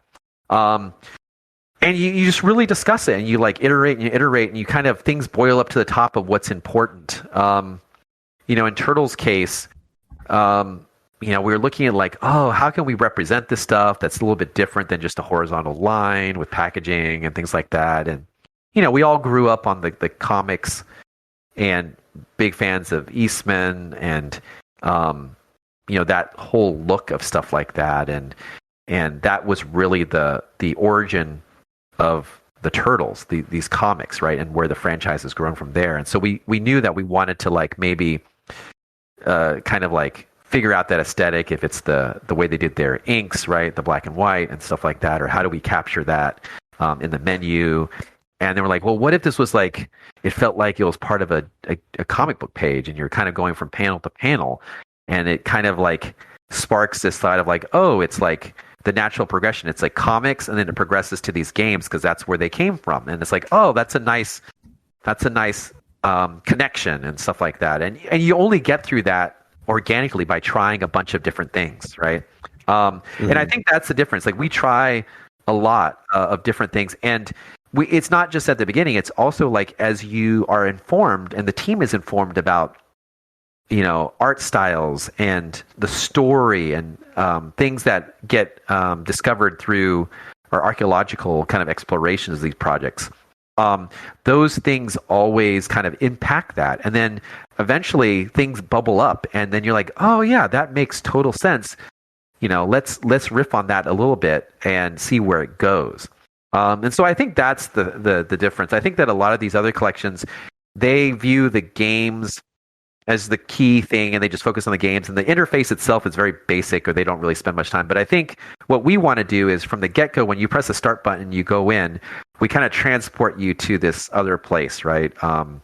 And through music and colors and the presentation, we want to take you to this place and bring that sense of nostalgia. So that's what we strive for. So I think from a visual perspective, that's iterative, and it changes a lot, like I said, through this organic journey that we take from the beginning and begin development, and things that sort of boil up, and that influences the designs. And generally, like I said, the early designs that we do for a project almost surely do not reflect the end product by any means. It has changed dramatically by then due to those reasons that I've stated. From a music perspective, we have this guy, Bob Baffy, who is just amazing in that he is able to take, and he's gotten so good at this, he's able to take like a selection of songs or themes or something that reflect an IP or an era of time, and pull out elements of it, like, that note or that sequence of notes and this and this, and make a mixture that you listen to it and it sounds very new and original, but your brain like pulls out elements of it from other things, and it sets you in the mood for it. And he's gotten really sort of good at it, and again, it's an iterative process. We think more and more about the music stuff, and we don't do it consistently, but also even the thing where like, when you're in the games menu, a different type of music plays than when you're in the museum menu, and things like that. And you'll see that in like things like Blizzard Arcade Collection. It's very different. Like when you're in the games, it's like very driving music, and then when you go into the museum section, it slows down Because you're like more in a museum, and we want you to think about stuff and not be like adrenaline junkie. So I guess the answer to that is just this iterative process that's informed by the research that we do, and everyone is able to contribute and provide their thoughts and sketches and stuff and suggestions, and everyone's open to it.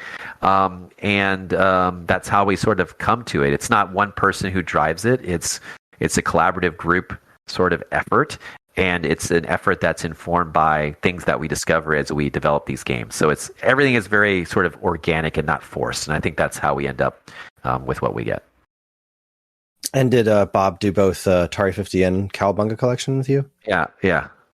Ooh. Yeah, he does most of the music for all of the Digital Eclipse stuff that I can think of. Certainly anything that I'm involved with, I get him to work on it. So I would say the vast majority of stuff he has worked on. Fantastic. All right, this might be a weird question. So now that you've created emulators for these systems, some nobody's ever done before. Like, I think this is the first commercial emulation of Jaguar ever, right? Like, it is. Done that? No one has done it. Yeah, and I don't. And like I said earlier, it's like to everyone's credit, because a lot of time has been invested in it, but none of them were really up to the level of compatibility or performant enough or accurate enough for us to utilize. So we had to build our own. But yes, it is the first time that a Jaguar emulator like that has been included in a retail product. So now that you've created these emulators, would someone be able to license them from you for use in their own products? Like, let's say Namco wanted to make a new collection and they wanted to include the 2600 versions of Pac-Man or Dig Dug, or if somebody wanted to do a standalone release, re-release of Alien vs. Predator for Jaguar, would they be able to do that using your technology through licensing, or is that something that you guys keep in-house? Like, only you can do that? Yeah, we tend to try to keep it in-house because that's part of our value of doing it, and you get a lot of and it's built around our systems, right? We have an internal sort of layer, you call it an engine, but like it's sort of a engine layer called Bake Sale that is designed in a way where it allows these emulators to, once these emulators are built and connected to Bake Sale, then it can work on any platform, right? So the emulator by itself is not as useful without also our engine layer, right, which controls all the input, output, audio, video, things like that. You can do it, but then you'd have to build a layer 2 that does it. And so we spent a lot of time. The whole point of our system is that once we have built these emulators, and once we have this Bake Sale layer, 5 years from now, if there's like PS6 or something like that, we can quickly theoretically work on the Bake Sale and get these emulators working on PS6 like very quickly, right? Or Switch 2 or things like that. That's the whole point, right? Because part of our preservation effort is that is bringing these games out regularly. And the example I bring up all the time is like, with every sort of movie format that comes out, DVD, Blu-ray, 4K, you never see a situation where like Casablanca or Godfather or things like that are not released, right? They're released like for every platform because they're important and people sort of learn from them. They're revered and things like that. But that's not the same.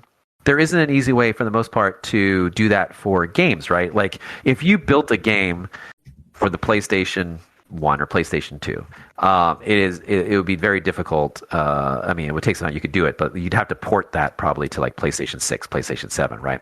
So the beauty of the emulator perspective is that it's agnostic, it's platform agnostic.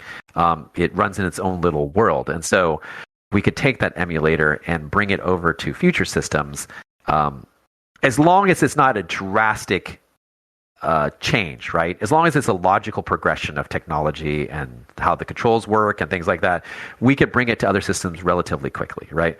So if someone wanted to, they're like, oh, we released it for PS4, PS5, we want to release it for PS6. No problem. We can do that, right? Or Switch Pro, next Switch, or things like that. So I think that is the beauty of sort of our system.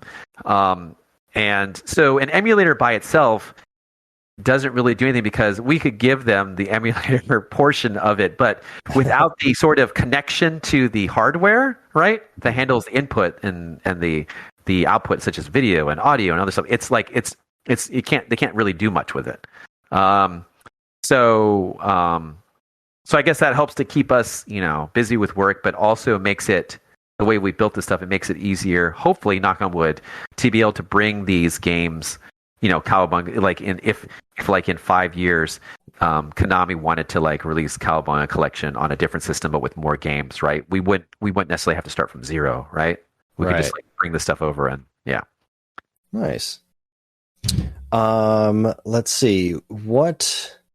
It's been said a lot of times by people, including myself, that, and like you said before, the idea with Atari 50 was to kind of raise the bar on retro game collections. And I think it's pretty safe to say that you succeeded in doing so. So with that in mind, what do you think retro game collections look like going forward? I think the thing that, that we've always tried to do and what we feel is important is context, right?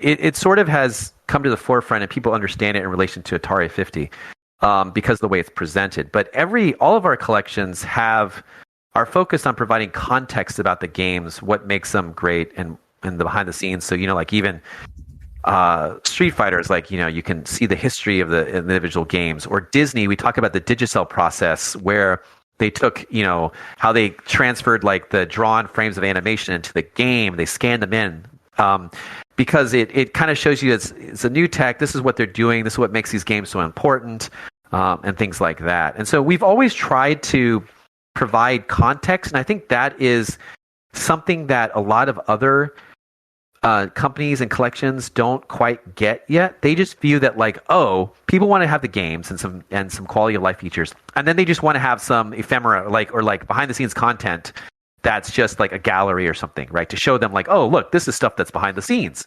But it's a big difference between on a movie, some stills of production art, and then the commentary track where you get everyone together and they talk about what's going on, right? It's a huge difference between those two things.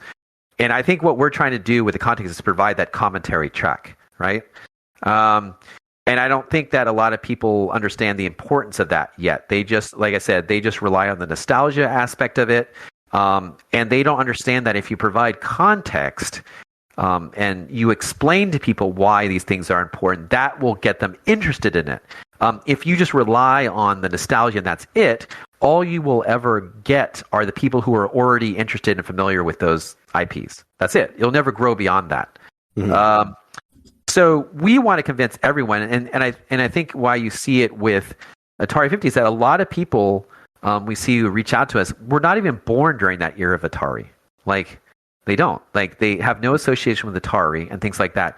But the fact that they're interested in video game history and things like that gets them to look at these games, play them, and learn about them. And that's what's fun and educational and interesting to them. So the fact that we can get people to buy Atari 50 who have no connection to Atari is an amazing win, I think.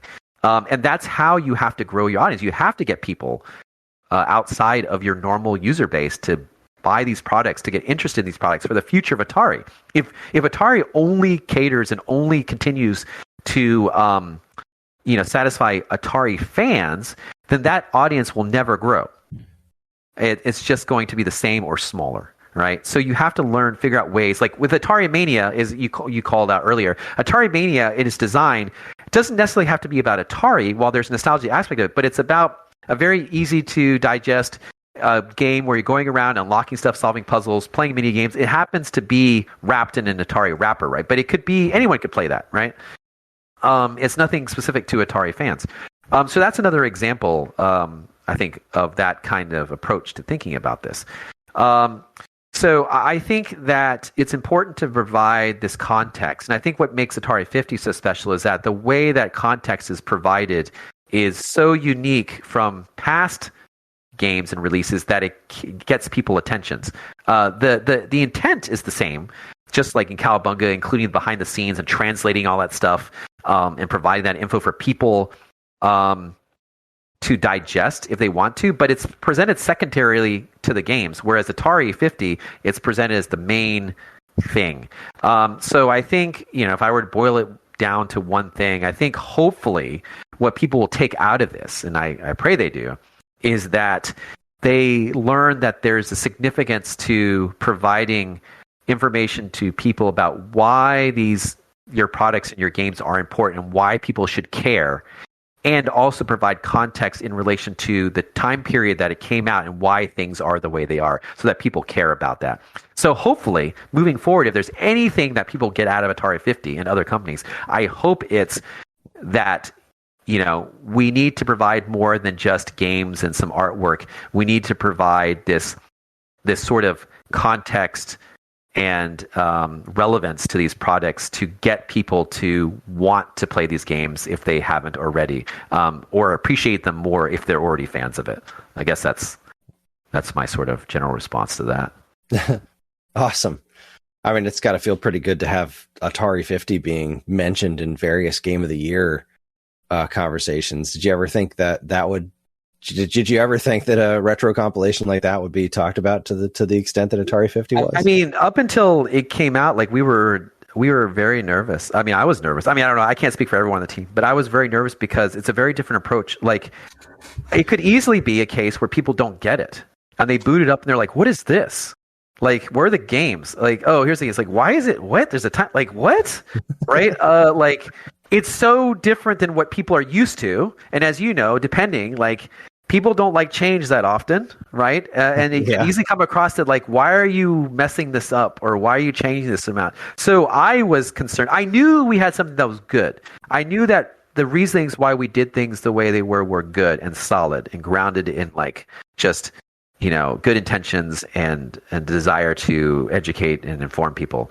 But you don't know, like, in this era of influencers and things you could get out there, and you could get, like, some people saying, like, what the heck is this? I'm not even going to bother playing this. Like, this is ridiculous. I just want to play the games. Where are the games?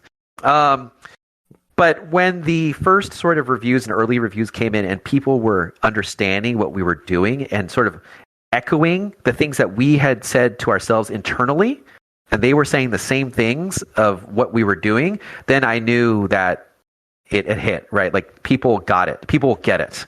And that was my main fear, like, of people not getting it and not understanding what we were trying to accomplish. So I think the feel-good moment was, like, a little bit after the game had come out. Those initial sort of reviews and comments and tweets had come in and saying, like, oh, this presentation is amazing. You guys did this, this, and this. And I'm like, yeah, that's what we're trying to do. Thank you for getting it, for understanding it. So that felt good. That felt good. That's awesome. I think about the time that I spent with it, and I think, Atari 50 really was a special thing for somebody who grew up with it. And when my kids would watch me play it and be interested in stuff, like, my kids were playing Pong. Yeah. they were playing Pong, and then a week or two ago, on a lark, I decided to download that game Pong Quest on Switch, which is the Pong RPG. Yeah. Yeah. And, like, my kids get it because they know what Pong is, and they think that game's funny. Or I'd be down in the basement playing a Atari Mania, and my kids thought that game was really cool too. And a lot of that came from looking at the mashups of the games that they saw me mess around with on Atari 50 a few weeks prior. So it really has had a ripple effect, at least in my house. So it's very cool to see that you've put Atari products back there into the general environment in a way that helps not just people who don't know it, older people, but even younger people, like even kids, kind of understanding why those games are fun to begin with. And I guess you could kind of say this actually kind of dovetails a little bit into my next question. My next question for you is, like, kids don't seem to be as obsessed with graphics now as they used to be when we were kids. The biggest and baddest, most photorealistic graphics were the coolest things in the world when we were growing up through, like, Super Nintendo and then moving on to, like, Nintendo 64 and PlayStation. But now the most popular games in the world are, like, Roblox and Minecraft, and they look like N64 games. So I guess there's kind of that graphical barrier. Like, I remember working in game stores during the PlayStation era or whatever, and younger kids would look at stuff like original Nintendo and especially Atari games and be like, ew. And now it's not really like that. It's even something as simple as Pong that's just two rectangles in a square. The fun factor kind of comes through, and the timing of this release is really fortunate to help kind of expand Atari's overall reach. So right. Good on you. Yeah, thank you. To that point, like, well, first off, I don't know if you've ever played Pong the Next Level. It was on PlayStation 1 and I think Game Boy. Yes. Yeah. Yes, that PS1 Pong game was great. Yeah, that's an interesting game. But that aside, yeah, I mean, the thing about it was a different era, like the 2600, like, you know, Mike, our studio head president was like talking over, like there was something intrinsically magical about back in the day because like really all you had to work off of was the cover art, right, which was beautiful. And your brain, by the time you got home, you'd look at that art and you'd already formed this picture in your head about what this world was and this experience, right? It was just blocks, right? Blocks and things like that. And so your brain had to fill in kind of the rest of it. And why I appreciate this and why like working on like Atari 50 is not only educational for the fans out there, people who buy it, but also to us, is that there is an intrinsic skill to making a game that's so basic in its visual design be fun, right? You can't, and I've said this before, you can't mask the gameplay via like fancy FMVs or visual effects or like anything, right? It's literally the gameplay and the minute-to-minute experience. And if that's not fun, then you move on to the next thing. So you can learn a lot, and this is part of selfishly why I love people like, you know, appreciating these collections and going and playing these games, because hopefully it resonates and teaches people how games were made at their most basic level and how little people had to work with in order to try to create quote unquote fun, right? And we lose that a lot because we get so enamored with like I said, FMVs and this and that, to try to hide that the base gameplay is sort of too repetitive or not fun and things like that. But you can learn a lot from these very basic games of how they handle things and how they engage the player, and also to stir up sort of the imagination. And I think that's, you know, we've kind of gone full circle where like you're talking about Roblox and Minecraft, where like, yes, it's sort of very basic, but I think these kids, they fill in it with their imagination, right? Like they fill in the blanks with their imagination. Of what's going on and things like that. And that's why the ultimate gameplay is still very fun, and they'll fill in the rest with their imagination. I think that's the same way with the, you know, early games like Atari, the early handheld games, and things like that, where everything's so rudimentary and so basic that unless it was really fun, you just didn't bother with it. And I think from a game design perspective and people who work in the games industry, being exposed to things like that can only improve your understanding of game design and how to make games better. Because if you can make something fun with like a few blocks, you know, bouncing another block back and forth, you can take that and extrapolate it and build upon that and make something even more fun, organically. So I think that's why it's important, not only from a learning about Atari and the company and where they came from aesthetic, but also this is the early days of video game development. Where the technology was limited and people had to rely on their very creative nature in order to create something that was compelling and enjoyable to players out there. And I think everyone can learn from that. Yeah, you remind me of one of the interviews that's early on in Atari 50 where I forget who it is talking about the sound design for the arcade version of Pong, how they're like, all right, it needs sound effects, it needs to sound like a crowd, and he's like, all right, well, what about this? And those little bleeps are so intrinsic to what helps make that concept so fun. And it's such a simple thing. And all that stuff was so fascinating. Yep. You mentioned Pong the Next Level, and there were a lot of interesting takes on reinventing those classic games in ways that just take the basic premise of them and then just kind of expand on them thanks to modern technology, like Atari's current Recharged games do a really great job of that. And I thought that Pong game was a blast to play with friends. I really liked wasn't Atari, but the Frogger for PlayStation 1, that was really good. Yep, I remember that.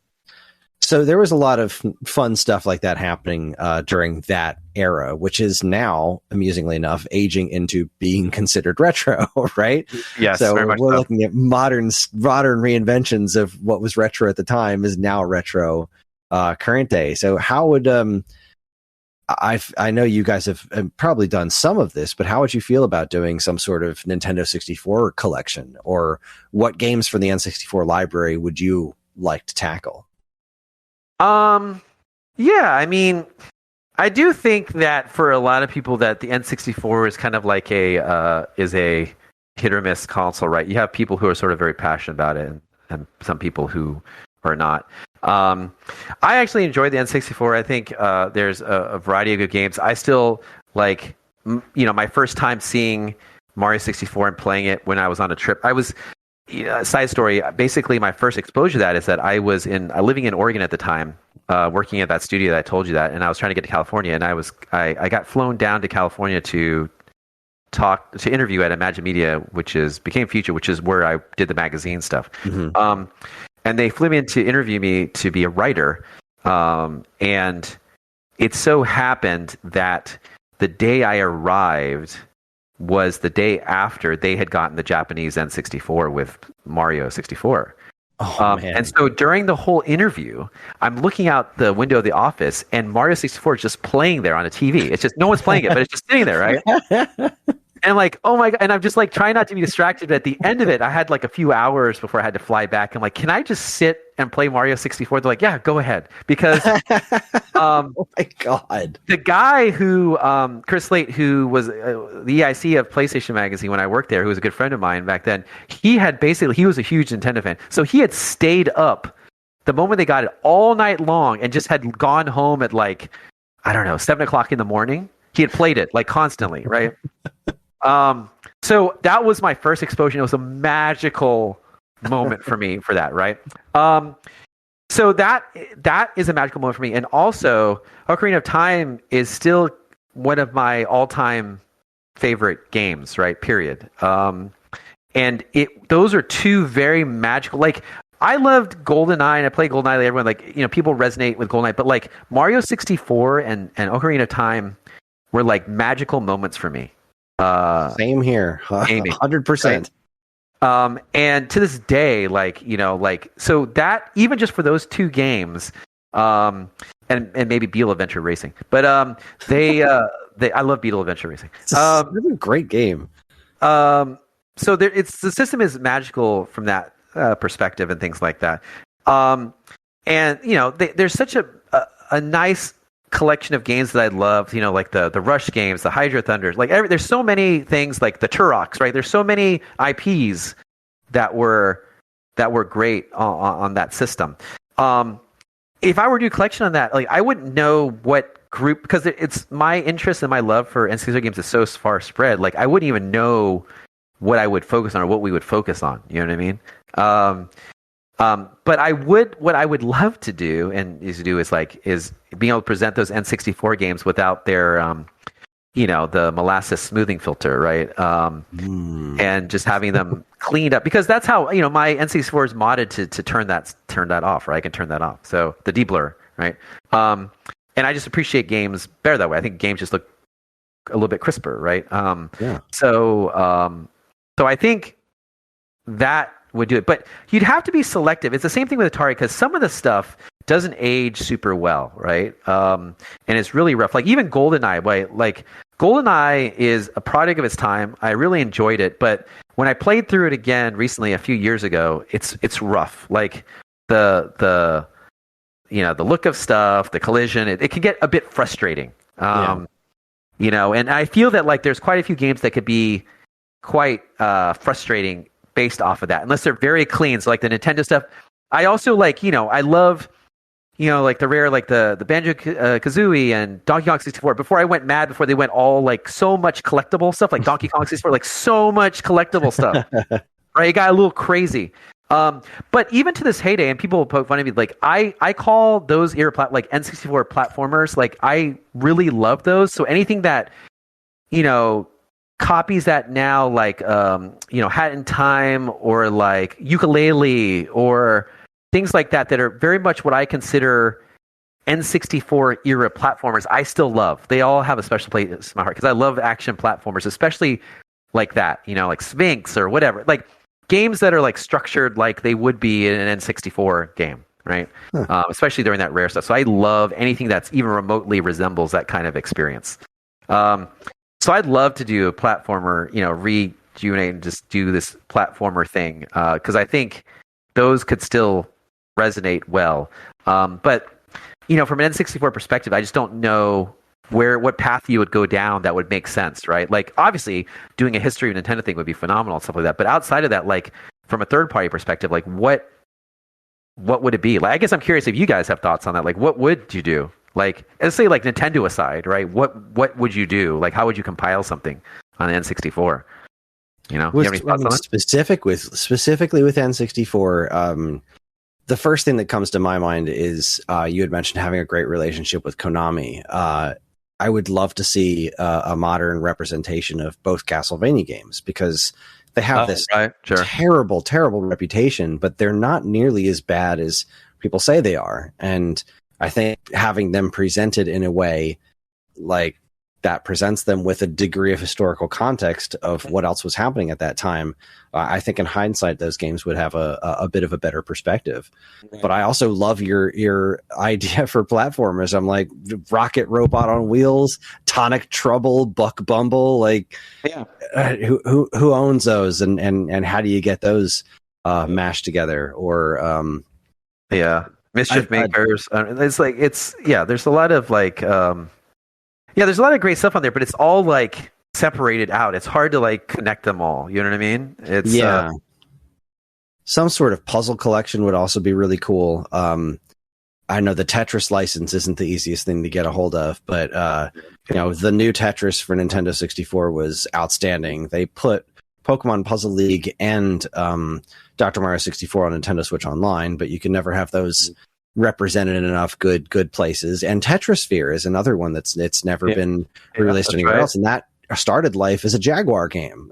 Right. Some sort of N64 puzzle collection would be really cool to see. You know, on modern controllers that aren't shaped like tridents, so you can have good D-pads messing around with those. It is kind of a tough question. It's tough because, like, especially nowadays, it'd be harder to do a collection with only like a couple games, right? You'd have to figure out a way to, and that's the conundrum now. Like, there's an expectation. Like, it's like it's hard to like just release something like 3 or 4 games, and make it get enough people's attention. I think it's a little.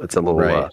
You'd have to like equate it as something like that's like part of something bigger. Like, you know, like you're doing like a Rampage collection. You do Rampage through the years or something. You know what I mean? Or something along those lines. Castlevania collection, right? I mean, get the Saturn version of Symphony of the Night out in the world in a collection with the 2 Castlevania 64 games, or even just other things from that era that haven't been collected yet. Castlevania Legends for Game Boy. I mean, you guys have shown that you can do multiple emulators in one package. That would be pretty wild.